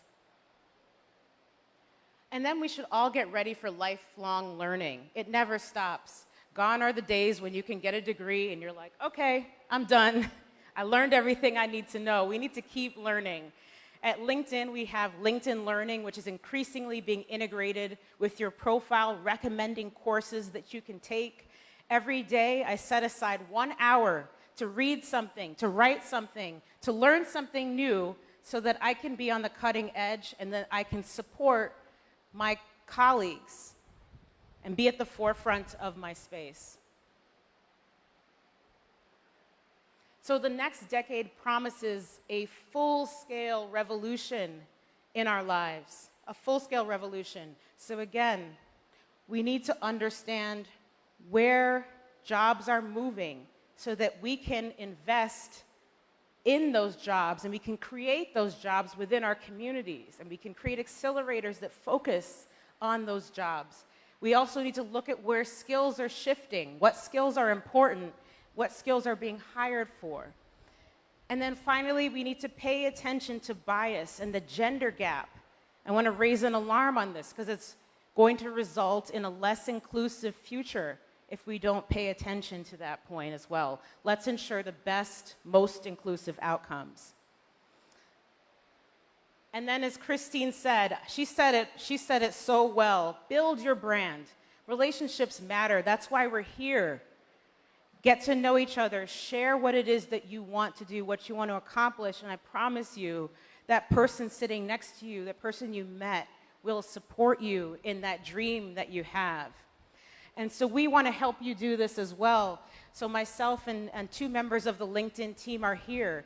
We'll be running a session this afternoon about how you can invest in your personal brand on LinkedIn. We're going to help you leverage LinkedIn as a network to make those connections and get plugged into the ecosystem more strongly.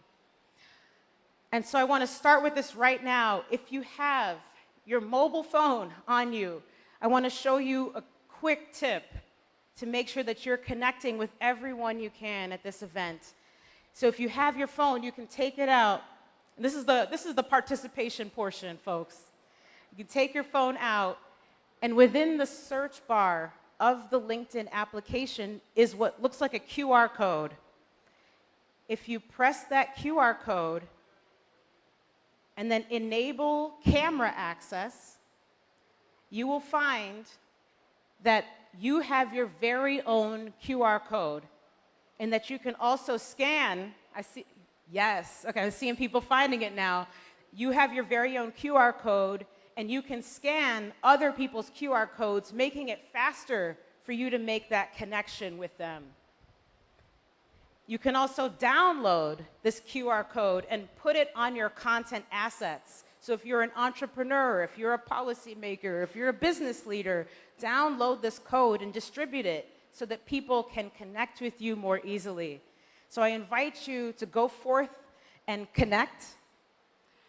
And I want to thank you for the time to speak about the economic graph and the future of work. And I hope to see many of you in the workshop this afternoon where we're going to invest in you and your personal brand on LinkedIn. Thank you so much, everyone.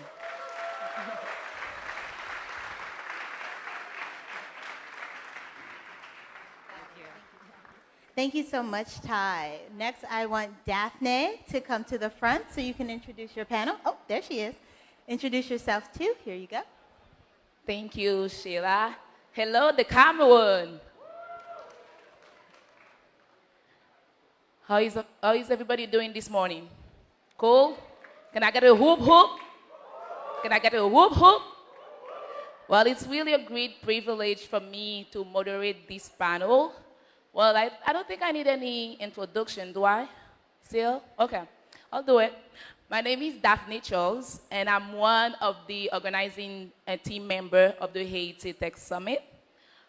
Basically, I do everything because everybody is calling me when they have a problem. And that's why sometimes I'm never in the rooms, okay? So that everybody knows. But I'm also the chapter director of Startup Grind, Port-au-Prince. And Startup Grind is a big platform that exists in 100 countries. And we bring entrepreneurs every month together to share ideas and to raise the future generation. So, but this morning, I'm going to talk about future of the ecosystem development. And I have a bunch of panelists with me that I'm welcoming to come in the stage, please. Miguelito.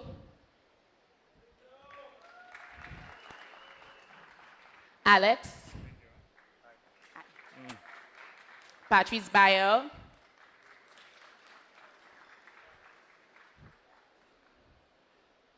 And we have one more that I'm not seeing here. Stéphane Dubois. Okay, from ETEC, okay. 1, 2. Awesome. Well, actually, can we also have a round of applause to welcome our panel about future of ecosystem development? Okay, first I have on my right, Patrice Bayer, who is the co-founder of Access IT and also co-founder of iNet. And we are also very honored to have Patrice and Access IT as our Wi-Fi provider for the Haiti Tech Summit. Thank you very much, Patrice. Next to Patrice, we have Stéphane Dubois. Stéphane Dubois is the founder of ATEC, the only tech education summit in the country, and also the CTO of IMO Haiti. Welcome, Stéphane. On my left, we have Alex Victor de Meza, who is the co-owner and managing partner of Unico SA, uniform company, which is the biggest embroidery capacity company in Haiti. Welcome, Alex. And last but not least, we have Miguelito Jerome, CEO of 500 Goods, and also co-founder and tech expert at WITUP, and you can read it from his t-shirt. WITUP is Women Innovation, Technology, and Entrepreneurship Program in Haiti. And we are very pleased to have a man to be here to raise awareness about involving women in this discussion about building the ecosystem in Haiti. Well, I'm gonna start by actually asking you the question, what do you, and this is to have a proper understanding and the layout of the kind of architecture to create and develop the ecosystem. According to you, what needs to be done to build the ecosystem? Let me start. Actually, all of them wanted Miguelito to start with that. We're gonna follow that. And then we're gonna go down in the line to have everybody's opinion, beginning thoughts about what is needed to build the ecosystem in Haiti. To build an ecosystem in Haiti. Yes. Wow, nice question. Hello, everyone. My name is Miguelito, as like Daphne said. So we run WeTap, Women in Innovation and Technology and Entrepreneurship program here in Haiti. So for me, in ecosystem, what do you need to build that ecosystem? I think the first thing, Daphne, will be, as always, the mindset. You know, the mentality, but the collaborative mindset. You know, first, because we're talking about ecosystem here, and it like you need a bunch of people, a bunch of organization. You know, a lot of ideas, entrepreneurs, but working together, you know, to have that ecosystem. So first, yes, we know the actors like entrepreneurs, of course, we need that. Investors, you need like a bunch of actors, but you need those actors to have the mindset of, you know, working in a sphere, in an ecosystem, and working together to grow that ecosystem. I want to take, for example, Silicon Valley, like Christine said, took pretty much 40 years to build that ecosystem. And people are working pretty much together every day, you know, every year. And, you know, we're having events, startups, investors, and all this type of stuff to, like, implement and empower that community, that ecosystem every day. So I think that's the one thing we need in Haiti. But also, I see the ecosystem as something not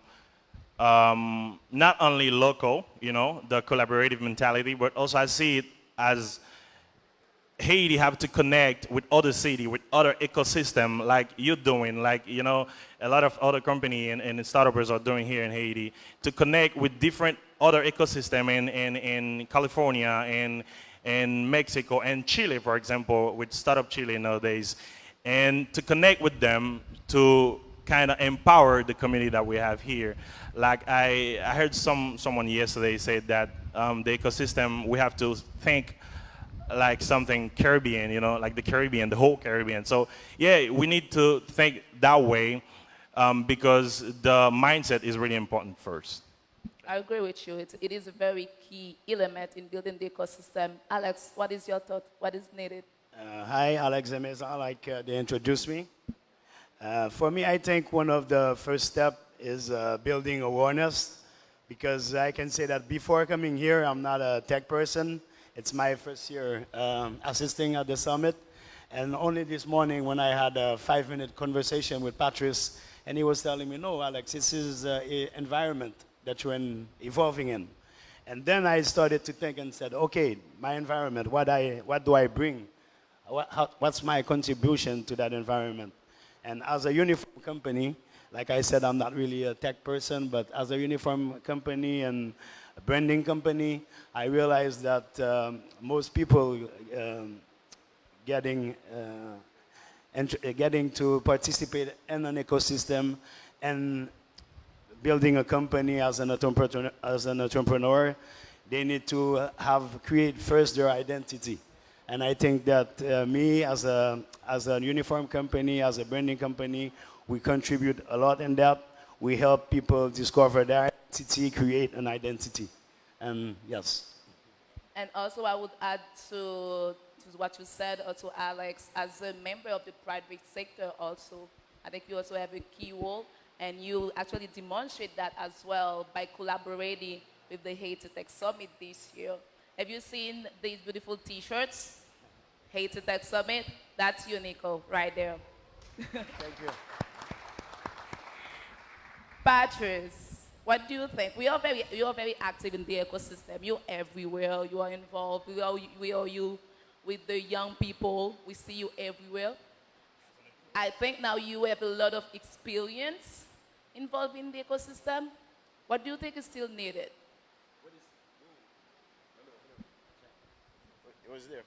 Hello, hello. All right. Wow.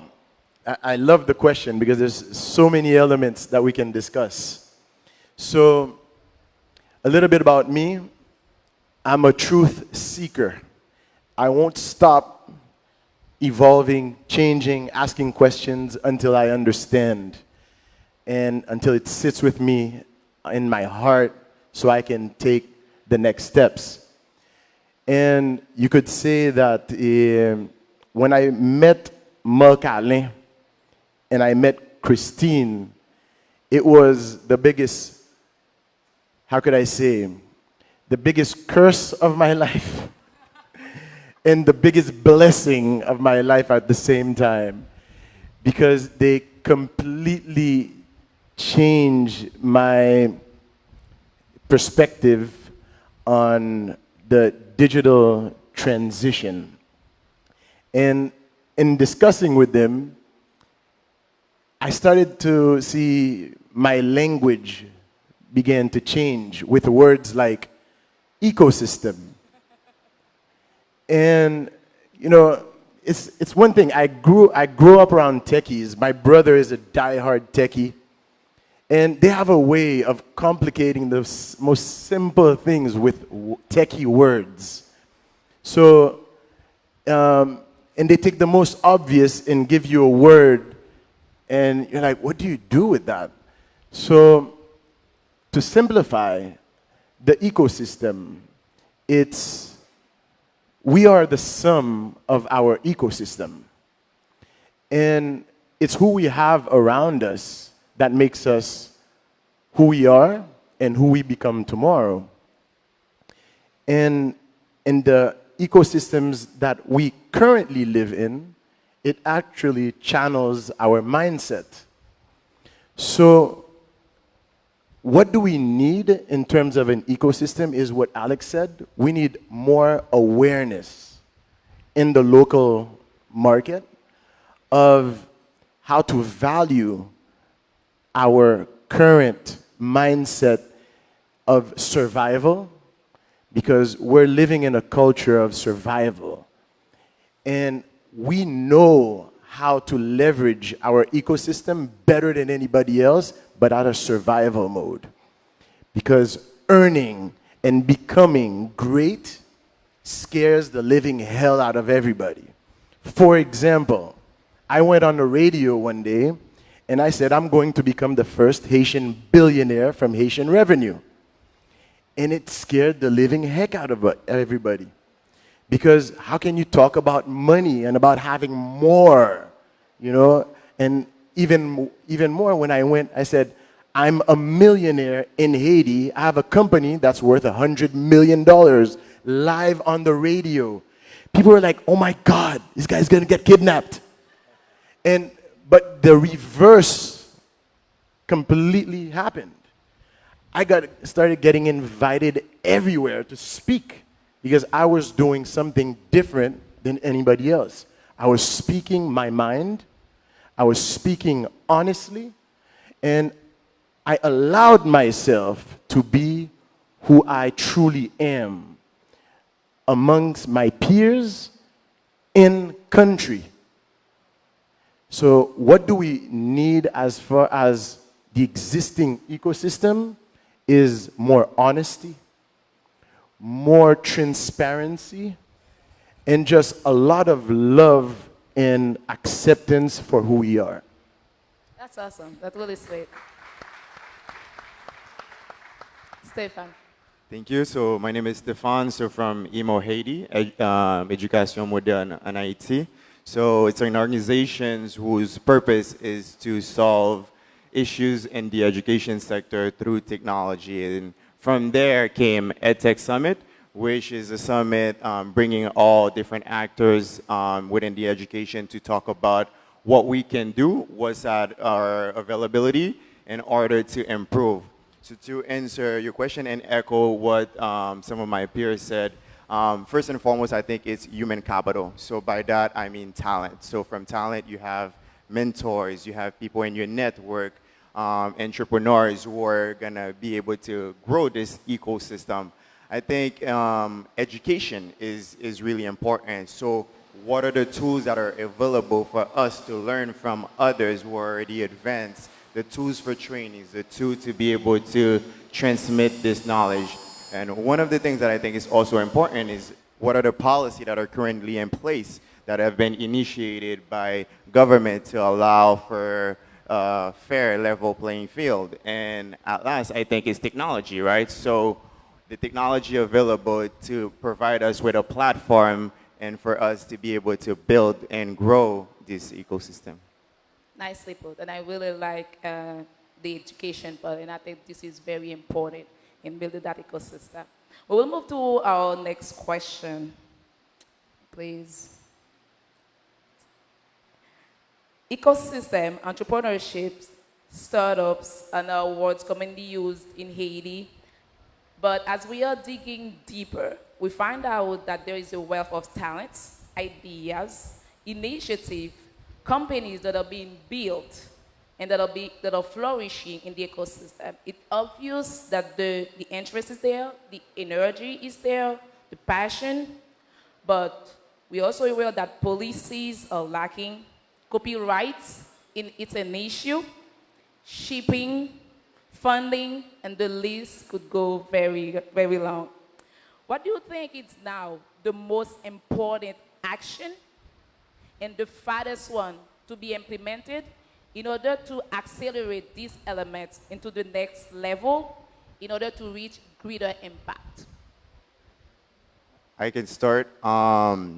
So I can say that some of the board members from EMO Haiti came from the Haiti Tech Summit. And so the first year, that's how we were able to meet. And they encouraged us and they even funded that idea. And that's how we were able to move forward. And the Haiti Tech Summit as well was also an inspiration to do the EdTech Summit so that our product, so that we would be able to invite all the actors in the environment so that we would be able to talk about what we can do to help them better in our day-to-day.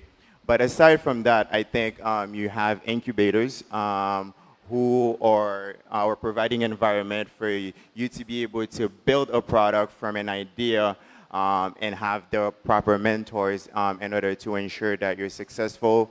Accelerators program to make sure that once you're at a certain level, then they can make sure that your product is ready in order to be able to receive funding. That's very important. Yeah. So what do you think it's now it's the most important and the fastest thing that we can implement quickly to help the different initiatives, the different startups that are flourishing in our ecosystem? What can we do right now? And what is the easiest to implement? I think the easiest way, at this level of the game, awareness is such a stronghold right now. And the elite of this country and those that have the financial, economic capabilities are still holding on to the past and not yet accepting that digital era that we're living in. So their engagement is very visible in this crowd for me. You know, they're not here. And I'm talking about friends of mine that should be here. But the word tech kind of scares them as well. And it's again, the understanding of that the digital era, the digital transition, what we're transitioning into is a whole new world, a whole new reason to go for that wild, wild west, you know, claim your stake online, that virtual presence. They still don't feel the need because we're living in a bubble. We're living in a bubble. So I think that continuation of influencers, that empowerment, that amplification of what technology is doing around the world and what it's being done here, just the communication aspect of it will definitely stimulate the different accelerators, the incubators, and not leave it all to one person as that monopolistic idealism that we all live in. For example, Haiti Tech Summit comes in, she's giving us a global ecosystem, and where we are really all connected. It's really cutting through that that myth of, you know, it's for them, not for us. So, and internally, we'll be able to localize it more and be more present. So that awareness, I keep stressing on that, because we have that culture where sharing is, I don't want to say forbidden, but it scares people to share openly. So communicating, yeah. Any ideas from that side? You don't have to, but if you have an idea. Okay, I would say that I think the first thing is already happening right now with the Tech Summit. Creating that event and having all these people, this network put in place, people together and communicating, I think, yes, that's it. Yeah, I would say that one of the things that happened to me, because I do most of my business online, because I run an e-commerce platform, and I do pretty much everything online, especially affiliate marketing and different type of e-marketing. The thing I believe is, beside all the policies, politics, government, and rules that we should have in probably a government plan to go to that direction, you know, to like Chile is doing right now. I believe that the actors, probably the talents, entrepreneurs, and people in tech should actually do more. You know, like this type of event, more apps in the App Store, Haitian apps, more products, kind of, you know, stimulating and pushing and set the tone. So probably the government will have rules, because now we have multi-millionaire, you know, coming from tech, and young people coming from the tech. And from now, you can probably have more legislation coming, you know, from that, and creating and giving the right path to open probably the gate to PayPal to come, to more to come, you know? I believe that. Yeah, this is a very nice idea, actually, because if we just keep pushing, the policies will follow. Because if we are waiting for them, they will probably never happen. Well, pressure groups are extremely important in creating policies and organizing that the ecosystems, and coming up with these policies is extremely important. We lack pressure groups as well. So people are more like adapting to their deficiencies, rather creating opportunities for what they are truly seeking. You know, there's this, I would say it's this cultural, I wouldn't call it defect, but this cultural way of living where we are constantly looking for permission to be, to do, to act a certain way. You know, we're always looking for that permission, and we're always waiting for somebody else to come and show us the way, because we don't have that self-worth, that self-value yet to say, hey, we want to dream big, we want to be big. And it's almost like if you're doing something like that, you're cursing yourself, you know, to be that way. Exactly. Well, we are running out of time. I'm going to go to my last question. If you were given the power to fast forward Haiti into 2030 as of tomorrow, when Haiti stands as the biggest tech hub in the world or the Caribbean, what is that one thing that you will be longing to see? And as you are answering that question, you can mention your commitment for this year Haiti Tech Summit. What I want to see in the future is, from an education perspective, is us to innovate in our curriculum. So for example, I work for a global school, and there's this personalized learning. So even students, they may be in the same classroom, but they have homeworks, they have lessons that are personalized to them, so that they can have a same level, certain level. For example, project-based learning, where, for example, you do a project and you can learn about trigonometry, you can learn about chemistry without necessarily having to take a class in each of those different subjects. So different ways to be innovative in terms of what we learn so that we can become competitive and be what we used to be back in the days. Miguelito, let me move to that side first.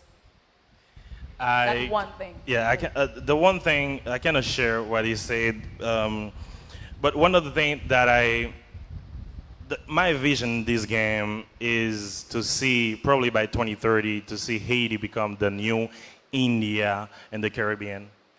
You know, and I'm working hard, and I think everyone in the ecosystem is working hard to get there, you know, because India is doing so great, and Chile is doing better, Colombia, and all these countries. So the one thing that we do in YTAP is kind of, it's part of the self-awareness, like Patrice was saying. One of our goals was to educate, to train people in technology and entrepreneurship. We have Entrepreneurship 101, how to use the basic of a computer, how to use the social media to leverage the social media to like boost your business and whatever the entrepreneurship activity that you have. But the thing is that we had that goal to educate like 500 people per year, like directly. So we wanted to move faster. And this year we decided to go with Marie-Flo Moret, YTEP, you know, one of the co-founder here. And we have Michelle Meyer, if you're watching, Michelle Meyer. We're three of us, two women, and I'm the only one, you know, doing the balance. And so this year we decided to move like faster by using like different online platform to educate the people and train them. So our new goal is to reach 5,000 people through automated system online to online platforms, mostly using Facebook and WhatsApp, technology that they already own, you know, because YTEP is pretty much a tour that we do in all the countries, all the cities in the country, to kind of teach people and bring that self-awareness, to tell them the technology is here, you have it. You don't need any big Mac or whatever big computer. You can use your phone to educate yourself like Christine did by learning how to code, you know? So that's what we're doing, and we want to reach 5,000 people by 2020. So if we do that, you make the count by 2030, that would be like a lot of Haitian ready to use a computer, ready to compete, and probably we can have that I don't know, that population, you know, at the end of the day. Thank you. Alex? Yes, I think that Haiti was the first country, to start with the textile factories in the Caribbean. And after the dictature, a lot of companies had to move in South America. But a lot of this company reached out to Haiti to say, can you send some of your employees that have the know-how to teach our people? And now that with the technology, I think that this is a sector that Haiti, if they want to get back on the map, like Einstein always says, the technology should be one of the points. And I think I would like to see Haiti as one of the main point of production for technology apparels in 2030. Thank you very much, Alex. Well, Alex, you have, Patrice, you have only 30 seconds. Well, my commitment alongside the Haiti Tech Summit is quite aligned to her 12-year initiative, because I too have a 12-year commitment to leverage technology to make Haiti an emerging country by 2030, and we're going to use technology to leverage that. Awesome, thank you. Thank you everyone for attending at this panel, and I'm gonna take 1 minute to do a shout out to my loving parents who are in the room. Mama, Papa, where are they? They are in the back, Mommy, Papi. Actually, tomorrow is their wedding anniversary. So, bonne fête de mariage pour demain. And I just wanted to tell them that I really love them. And thank you for believing in me. Thank you for tolerating my craziness. And I hope that everybody will enjoy the rest of the program. Thank you, everyone.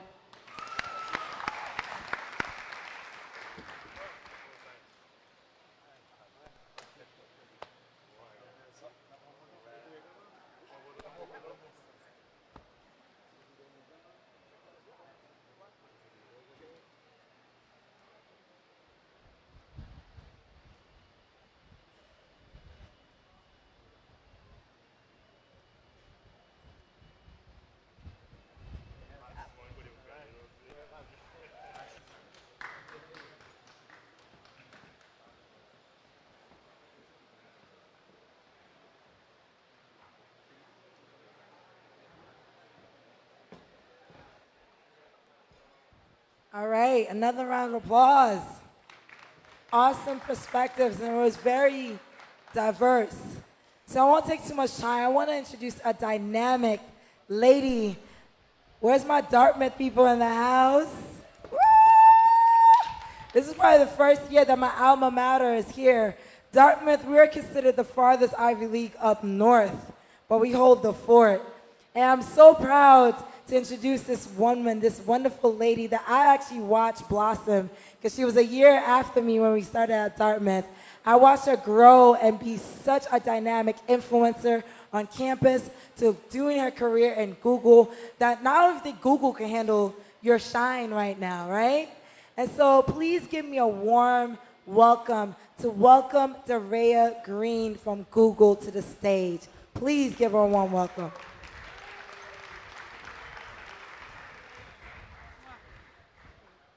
Wow, hey, Haiti Tech Summit, how y'all doing? Hi everyone on live stream. Thank you, Christine, for that warm welcome. My name is Darea, like Darea's Sunshine. Darea's Sunshine, that is how you remember Darea. I know everyone's like, what is her name? How do you say it? And Christina's right. I remember her back at Dartmouth. Christine was a boss. Christine has always been a boss. She's right. We can all attest to that. So it's no surprise that you are killing the globe right now. And I am just so honored to be here and inspired by you. And I remember last year when you called me to speak at the Ghana Tech Summit, I was honored, my first time there. This is now my first time here in Haiti. And yeah, it's amazing. It's amazing to be here. So when Christine, Souffrant, and Tim says, come, I'm there, right? And I had other commitments. Google was trying to send me other places. I said, no. I committed to being here at the Haiti Tech Summit, and I'm so glad I'm here. So thank you for the warm welcome. Thank you for having me. And so I've always been a fighter, right? I start by telling my name story, right? I always start by saying my name is Darea, like Darea's Sunshine, because it's taken a long time for me to embrace that, right? I don't know about you. I think everyone has a lot of unique names, which is beautiful. I feel like I'm at home here. But growing up in Boston, Massachusetts, I was called all kinds of names. I was around a lot of Ashleys and Bridgets and Heidis, and everyone would hear my name, and they would say, like, is that even your real name? Like, what is that, right? And a lot of people would call me Diarrhea. And it doesn't help that my last name is Green, so I was Green Diarrhea a lot of the time. And I would go home and I would cry. I would cry my eyes out, and my mom would have to sit me down and tell me, no, like, your name is beautiful, right? What makes you unique makes you powerful. What makes you unique makes you beautiful. And so I spent a lot of time discovering what made me unique, right? And what made me unique also made me vulnerable. And I actually remember the first time that I realized that I was different, right, was in the first grade, where I was in class with all my classmates, and my teacher came out and she said that we were all going to perform a play.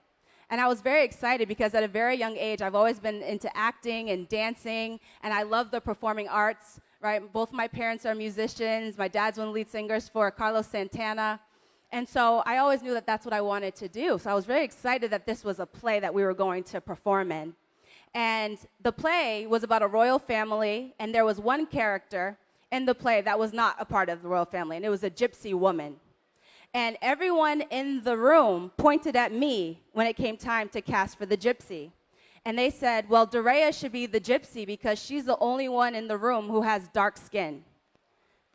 And that was the first time that I realized that I was different, right? I was the only person of color in the room. And isn't that weird how sometimes we realize that, oh, we're the only one, and we realize something for the first time that everyone else already knew all along. And that was hard for me. And I started grasping at anything, trying to make sense of what was going on. And the only thing I could think of was the fact that, wow, the gypsy has a dance solo, right? And I was also the only dancer in the room.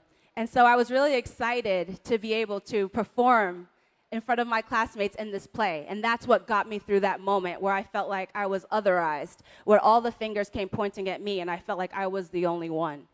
And so my mom came and she picked me up and I ran in the car and I was like, Mom, we're gonna do a play and I'm gonna be the gypsy woman because I'm poor and she's homeless and I'm the only one who has dark skin and I'm gonna dance. And my mom's like, wait, what? She's like, what is this? And my mom really had to sit me down and talk to me and have that conversation of, yes, you are different, but that's beautiful, right? What makes you unique makes you powerful.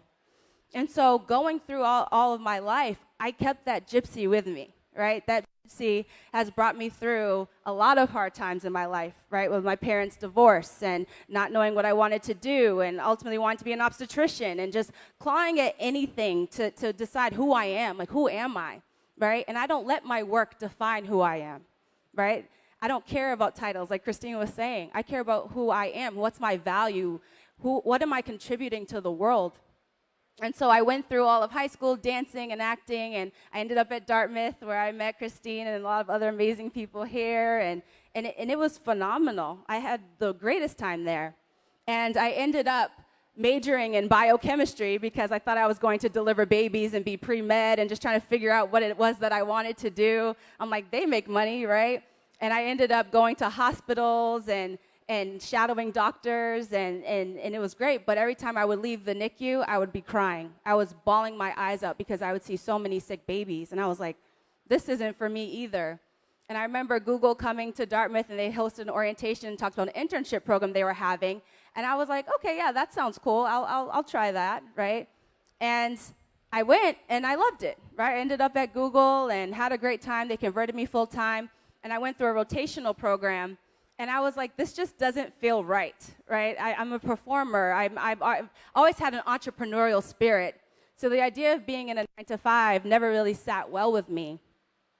But what I ended up doing was networking and trying to find a role where I can marry my passion with performing arts and entertainment, with technology, inclusion, diversity, right? Education, everything that Google cares about. And so I was able to create my own role as leading multicultural efforts for computer science in media, right? I joined up with a couple of women who were working on this initiative, but they were only focusing on women in tech on screen. And I said, that's great, but we only focus on women. There are so many other underrepresented groups that get left behind, right? And what about layers of intersectionality, right? So focusing on Black women, right? Women of color, men of color, the LGBTQIA+ community, people with disabilities, veterans, all underrepresented groups, right? So everyone feels like they have a seat at the tech table. And so I ended up doing that role. And so what we get to do is get computer science into mainstream media, right? So TV, movies, digital platforms like Netflix, YouTube, Hulu, right? You name it, we are in there in the mainstream trying to get tech and computer science on screen. We also want to show that computer science is fun and normal and relatable and accessible for everyone because it is, right? Right now, when you see a computer scientist or someone who does technology on screen, you just see usually white or Asian men with a hoodie and flip-flops, no personality, no friends. They're in their mom's basement eating donuts on a laptop all day, right?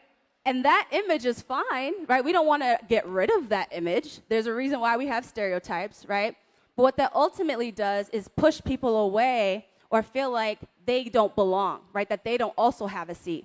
And growing up, I was really good at math and science. I was really tech savvy, but I didn't see anyone who looked like me doing it. And so that really pushed me away.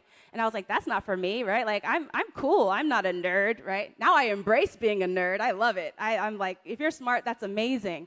But growing up, I felt like that wasn't for me. So it's ironic now that I'm at a company where, yes, now I'm able to advocate for those, right, who might want to do it. It's about access. It's about exposure. It's about unconscious bias, right? And that whole mantra, if you can see it, you can be it, okay? So that's what we're doing. We've worked on a ton of shows now where we are really showcasing diverse portrayals of computer science and showing that it's fun, right? I highlight it with music and dance and fashion, sports, theater, places where young kids already see themselves reflected and saying, okay, now look, these are all the computer science careers behind the scenes. And so I went through this phase where I absolutely loved what we were doing, and it was simple, and we were getting things done. And then we went through a switch. We went through a transition at the company where we then had to move to the tech side of Google. They thought it just made the most business sense.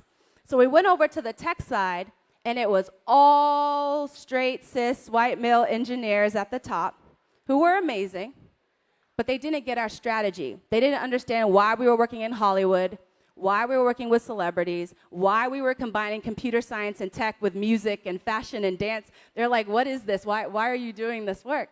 And I said, well, because kids who look like me aren't just going to open up the laptop and say, I want to try computer science today. They have to feel like it's for them. It's about changing the culture and perception around what technology and computer science is. And so they actually tried to shut us down. They were like, this doesn't make sense to us. We don't want to do this work anymore. We're going to leave. And I didn't take no for an answer. Like I said, right? Like I've always been a fighter since day one. Even when my mom was carrying me and was giving birth and was going back to the doctor, every single time she would go, they would tell her that my heart was going to stop and that I was going to die. But I'm here. I've been a fighter since day one. So I don't take no for an answer. And I was like, that's fine. Well, I'm not going to be here anymore. I'm going to take my budget, my headcount with me. I'm going to go to another team, and I'm going to do this work that I believe in because it's too important, right? Representation matters. And so I ended up on another team at the company where they totally understood what I was doing, and it's super exciting. And they're like, but if you come, you can still do CS and media, but there are so many other roles that we need to fulfill, right? And if you take this slot, we cannot hire someone else to come in and do it. I said, I don't care. I believe in this work too much to let it go. I will do it, but that means that I also have to do these other roles. So that's why I have 3 jobs at the company.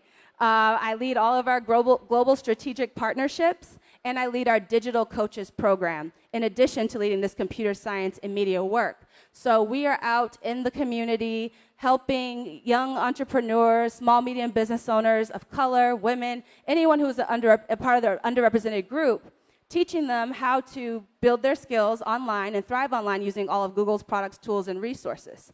Right? And same with strategic partnerships, positioning Google as an equitable and attainable brand at a lot of different conferences, again, to open up that table, right, for others who might feel like they want to do tech, but just don't have the access or the exposure. And so all of this work kind of works in tandem so that we can change the culture and perception around tech, right? So once someone does come to a company like Google, we can retain them. And so it's been absolutely incredible. It's a good journey. I think what's next for me is running my nonprofit organization, because I feel like as young adults, right, we don't focus on communication. We don't focus on mental health, right? We wait till it gets too late. And I think that's very important. My organization is called Rays of Sunlight, where I help young kids ages 12 through 18 cope with life's challenges through art. So when I was 9 years old, my parents got divorced. I went through this phase of sadness, anxiety, resentment, and we held it in. We didn't talk about it as a family. And so that's what I want to focus on. I want to help young kids who have gone through something similar, if not worse, and really focus on mental health at a younger age, right? Let's get them now, start talking and communicating, right? Like Tyrone said earlier, right? We want to start that now. Those are essential skills, right? Things that we need. They're not soft, right? We need that in life. We're not taught how to think. We go to school, there's no course on thinking and cognitive skills. And so that's really what I want to focus on. And it's been an absolute amazing journey kind of building that on the side where I can, again, stretch my entrepreneurial muscle. So being here has been super, super, super inspiring for me, just to be around everyone here who's just super passionate and determined to really make a change. And so I think there are 3 lessons that I've learned. The first, right, it's all about perspective, and it's all about gratitude, right? Gratitude and frustration can never be harbored in the same body, right? And I had an amazing conversation last night with a young man who's here in this room, and it's his story to tell, but I will just say that I'm feeling so inspired and just so grateful for what I have, and understanding that, right, it can always be worse. And I've also learned that, we have to speak up. When something happens, speak your truth. Say something. And lastly, if it doesn't exist, create it, right? That's what Brother Haj told us yesterday. And so I think that's so, so, so important. And throughout our journey and the goals that we are hoping to achieve, we got to keep going. We have to keep pushing. So just thank you for inspiring me. Thank you for allowing me to be here. My commitment to y'all is that I will go back to Google and say, we need to show up. We need to do more. We need to be better. And also, right, because like Christine was saying, there are so many times where we just pick the big global flashy things, right, things with a lot of scale, but we're forgetting about, the smaller countries, the people that can have really big impacts, right? And so I think that's important. And secondly, and lastly, that the next time that I advise or create a show, one of the lead characters will be from Haiti. So thank you for inspiring me. I love you all, and have a great rest of the time at the summit. Another round of applause for Derea Green from Google. Like I said, very, very proud of how far you come. She's been awesome. So the next panel I'm going to introduce, lovely, lovely alumni Sabine for the panel from the United Nations Foundation, which, by the way, is the first time that they consider sponsoring Haiti Tech Summit. Can we get a round of applause for the United Nations Foundation? And they have a passion about how do we innovate the healthcare industry in Haiti, but also make it an amazing case study for the world. So I won't take too much time again. I'd like to welcome Rose to introduce this amazing panel from the United Nations Foundation and kick it off as a conversation on healthcare. Please give her a round of applause.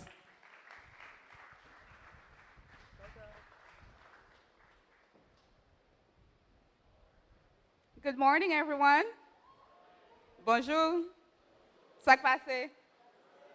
Literally, we're literally burning. It's such an honor to be here today in my home country and to experience this and to be part of this revolution. This is not just another tech summit. This is a revolution that you're experiencing. And I want you all to have that idea and to keep that in mind as you finish off the rest of the day and go on about your day tomorrow. And I don't want to start this panel without thanking Christine. You are a visionary, and it moves me to the core what you're doing in Haiti. So thank you for the work that you do. Thank you for the commitment, and just thank you for who you are. I also want to thank Einstein, who's the other half of the dynamic duo, and together those two are really unstoppable. Thanks, Einstein, wherever you are. And also thanks to all of you who, besides everything, you're here today. You're here in Haiti, especially if you're not Haitian, especially if this is your first time in Haiti. You're here today. And you ignored the news and the hype, and you still made it to contribute to this revolution that is happening in Haiti. So thank you. All right, so the next panel is sponsored by the United Nations Foundation. And it is intended to discuss and amplify the utilization of technology towards Haiti's sustainable development, as well as the opportunities and the challenges in implementing innovative strategies to reduce economic, environment, gender, and health disparities in Haiti. So without further ado, I want to introduce our panelists. The first is Sabine Bernard. Sabine is the Senior Associate for Malaria at the United Nations Foundation, where she leads strategy for Haitian diaspora advocacy and engagement to support initiatives to eliminate malaria in Haiti. Welcome, Sabine. Let's give her a round of applause. All right, our next panelist is Dave Fizeme. Dave is the Haiti Project Manager for the United Nations Foundation's Clean Cooking Initiative. Prior to joining UNF, he worked at the Embassy of Haiti in Washington, D.C., where he served as the Political and Economic Affairs Representative, and thereafter as a Director of Culture and Education. Please help me welcome Dave.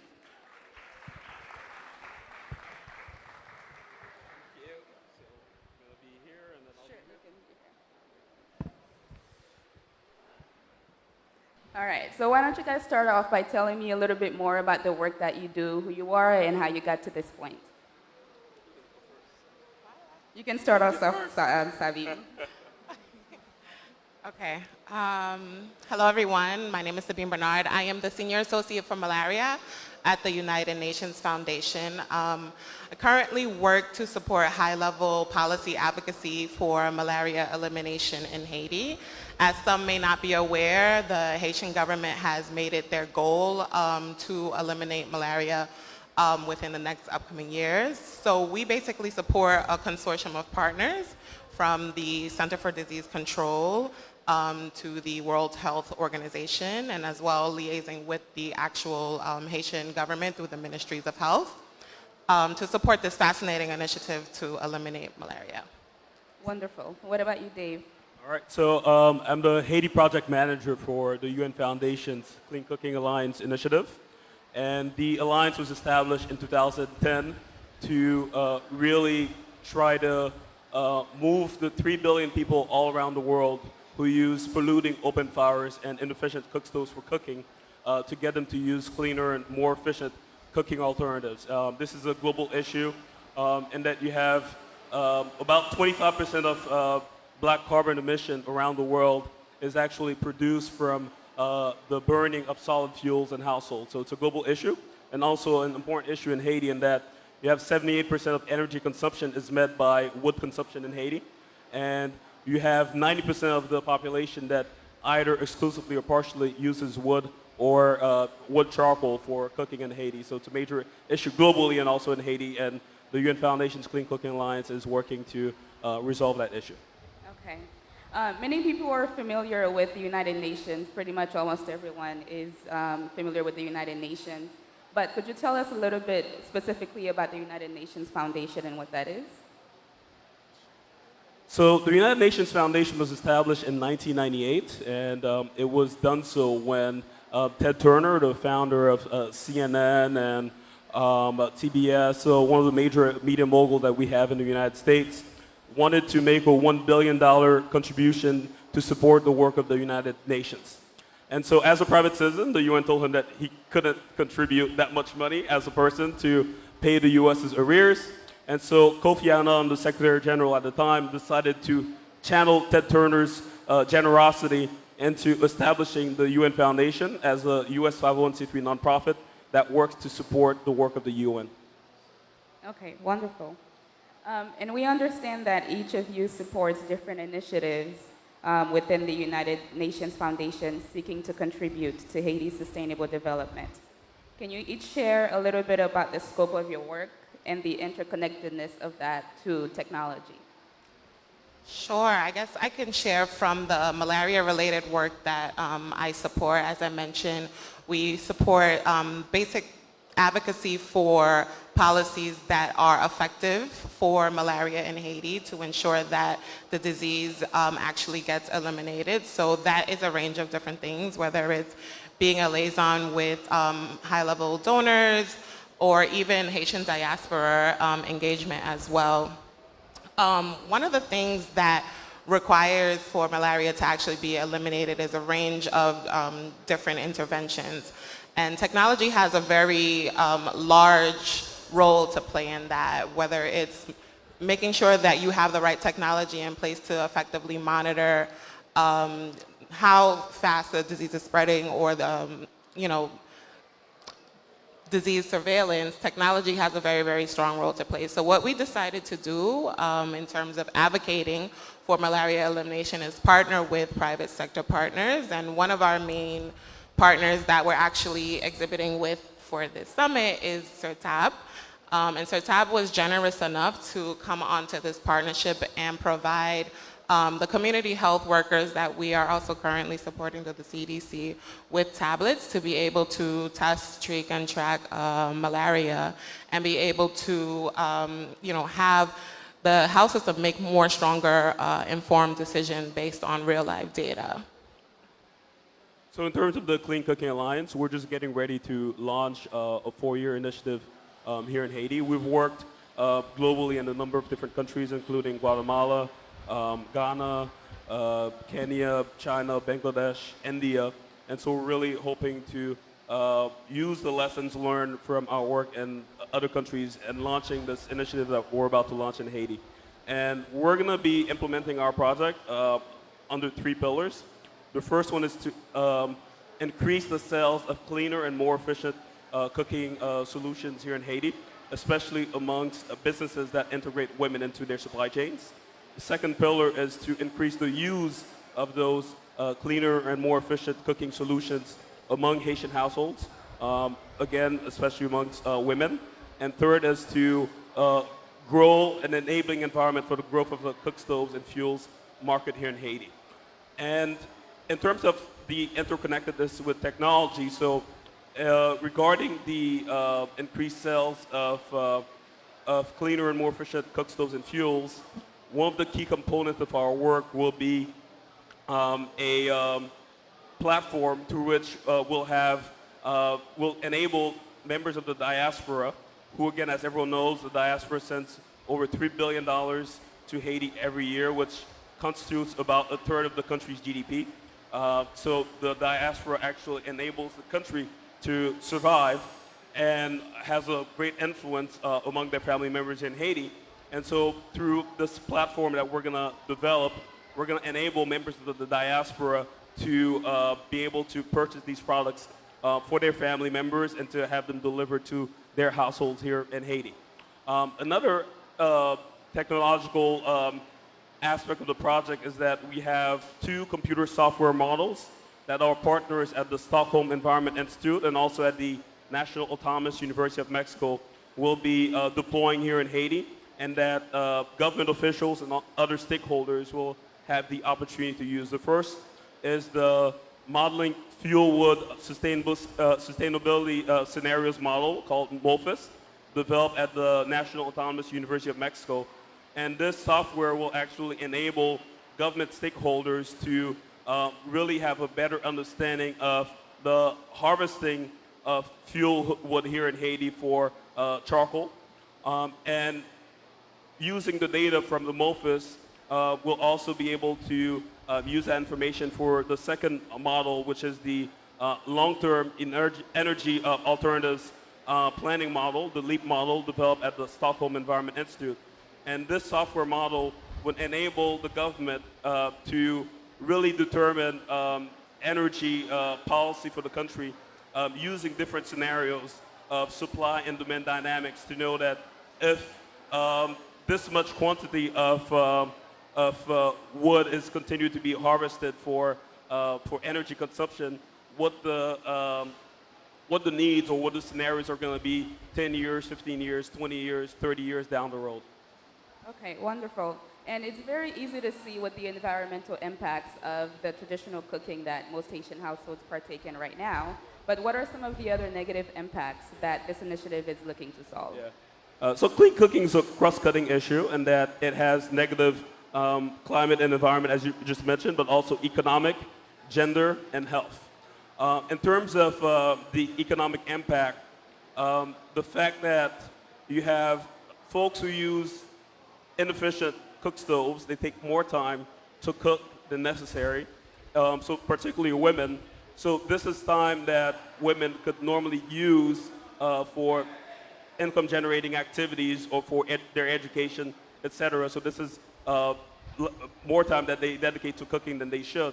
And in that same sense too, it's a gender issue, not only impacting women, but also impacting girls who, especially in rural areas, they're the ones who take time to go gather fuel wood for cooking. And in terms of health, household air pollution from cooking is actually the 5th highest risk factor for mortality in Haiti. Yes, so it's a major issue crossing a variety of different sectors. Okay, that's a very interesting fact, and that's a very high number. So it's very important that the work that you're doing here. And you mentioned that the diaspora can get involved with the platform that you're building, that they can buy stoves for energy-efficient stoves for their families in Haiti. How else can the private sector or the diaspora get involved in your project and your project as well, Sabine?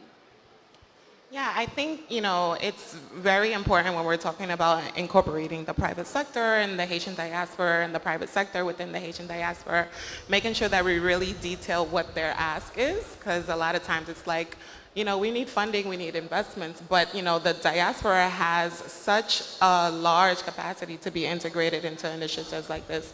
Even if it's something around malaria, the amount of health experts, the amount of diasporas who have influence on the ground as well as influence back in the States is immense, I can speak for myself, me being Haitian American, and working in this role, I now have the influence to maybe inform my members of Congress on policies in this country that are directly affecting the health sector. So we have that very, very large reach where we can really, really impact any initiative that's related to the Sustainable Development Goals, whether it's good health and well-being as it pertains to achieving malaria elimination targets, or clean cooking as it pertains to achieving better targets for the environment.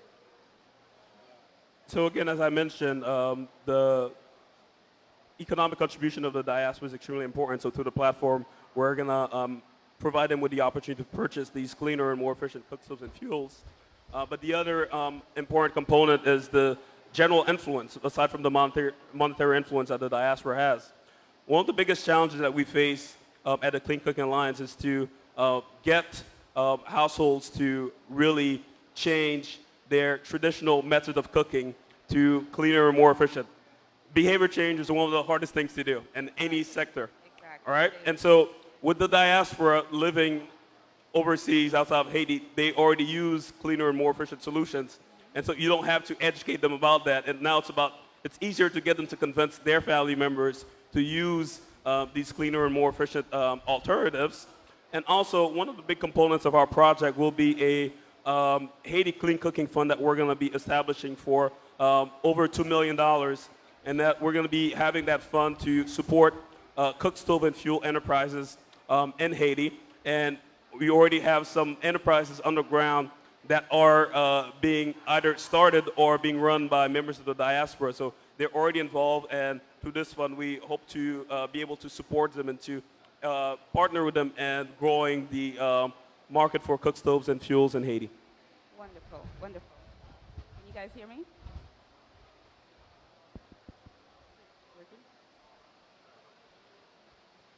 Can you guys hear me now? Awesome. Okay. So you guys talked about the contributions that the diaspora can make, and also the private sector. Can you? Mics are just going out on me today. Can you tell us some success stories of maybe of private sectors that you've been able to involve in these projects, and how that has helped move those initiatives forward? We'll start with you, Sabine. Okay, sorry. No, there's a lot of success stories. For instance, malaria has declined with about 50% in 2015, and the private sector, whether it be tech companies or biotech companies who were providing insecticide to treat the malaria parasite, has been very influential on the ground. One thing that, for me is a big win and is really gets me motivated about my work is to be able to see these interventions being implemented on the ground. Because when you get involved in policy advocacy, you kind of maintain the higher, level cloud knowledge of things, but actually being able to come in Haiti and see community health workers, using tablets, learning about health information systems, expanding their knowledge, expanding their reach, to be able to use that industry knowledge towards any other disease. And I think it's, the most rewarding aspect of my job, and it's to, companies that are within the private sector that we can attest that success. So because we're getting ready to launch our initiative in Haiti this year, we don't have any success stories with the private sector yet.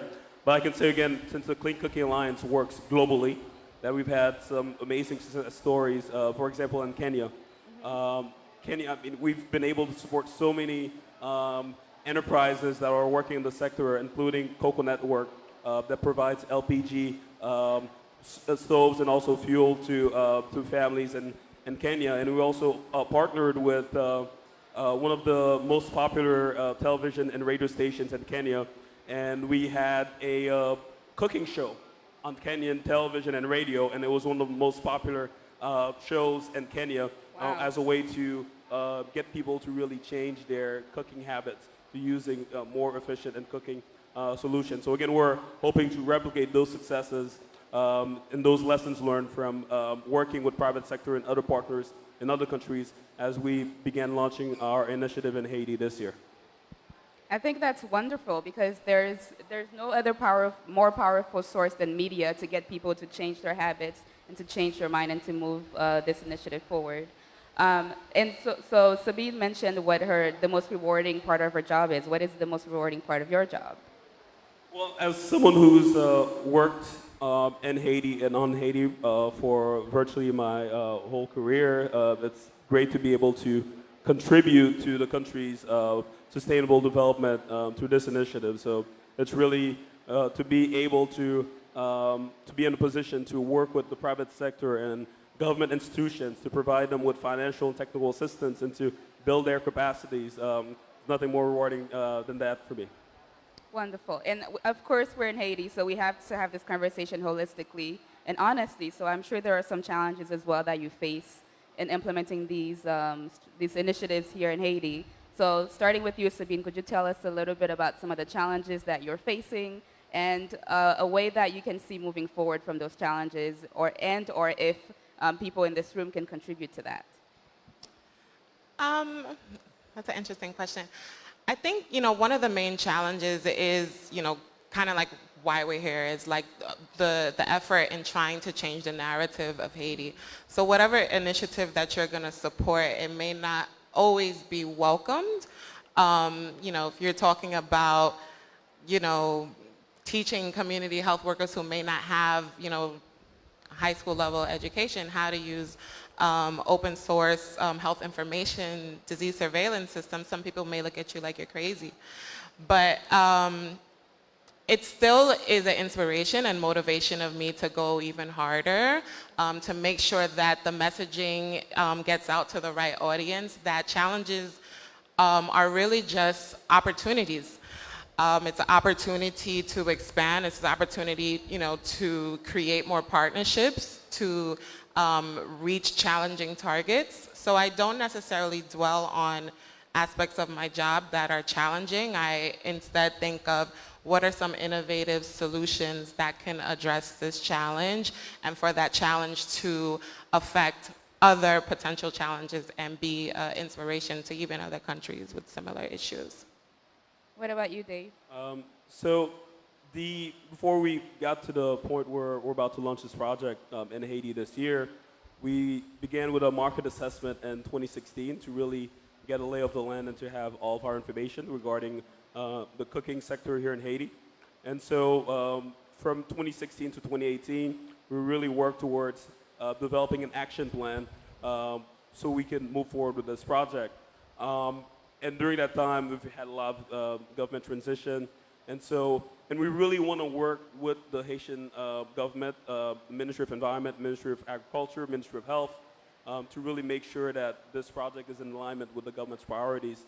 So it's been challenging when you have a lot of political transitionings happening at the ministry level, where you may begin working with a minister and then there's another minister a year later. So that's been very challenging, but we all know the challenges and we don't dwell on them, and we just keep pushing forward because we believe in the work that we're doing, and we're putting it all out there to make sure that we achieve the results that we want.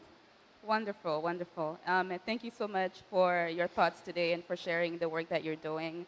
And just a last question to you guys, and this is unrelated to the panel, but this is for the youth watching. As some panelists mentioned yesterday, and there's this Haitian mindset that the only way you can make an impact, especially in health, is to be a doctor. But here you guys are, not doctors, making incredible impact in changing the healthcare system here in Haiti. So could you give some advice to the youth watching, or to just Haitian youth in general, about just the possibilities, the opportunities that are present to make sustainable impact in their country without having to go through the traditional means of doing it?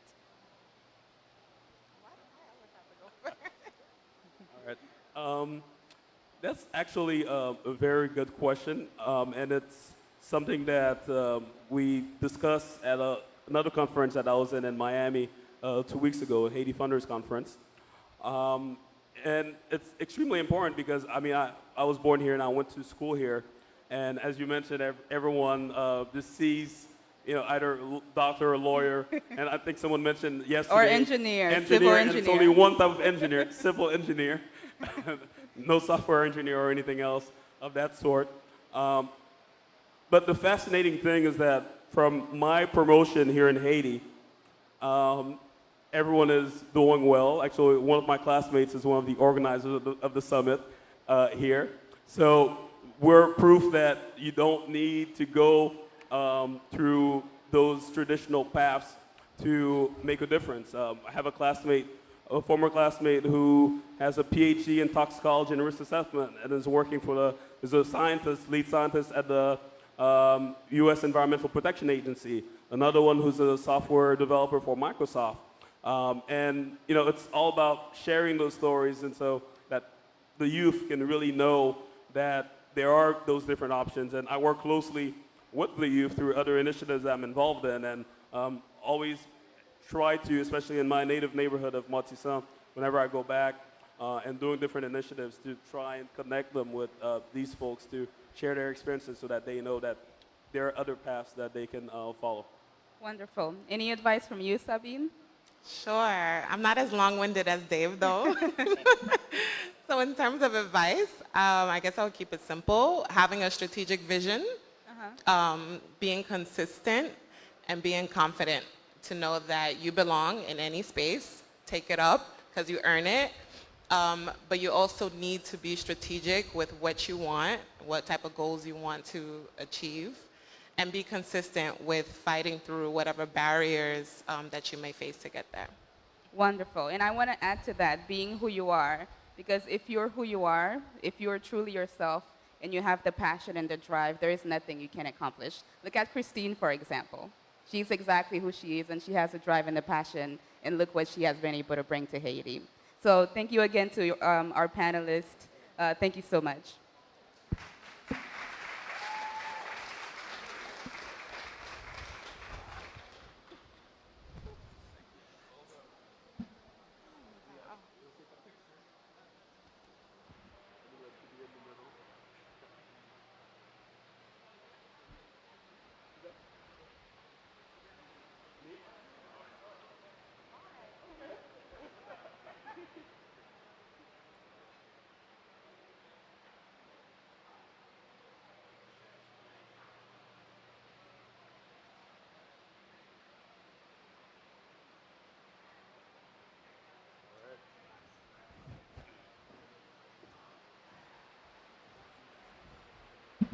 Another round of applause for the United Nations.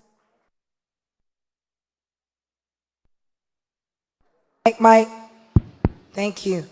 So I know we did have a final panel on how to accelerate ecosystems. We are a little bit behind with lunch, so I'm gonna have to unfortunately break it for lunch. We'll kick off the afternoon with the lovely panel on how to accelerate ecosystems. I see two familiar faces and friends in the room. So go out, go get some food, go enjoy, and we're back here in 45 minutes. All right, so spread the word. Be back here at 1:45 p.m., please, so we can kick it off. Enjoy, everybody. Get some food, get some nourishment, and we're back here sharp. See you guys soon, 45 minutes. Music, please.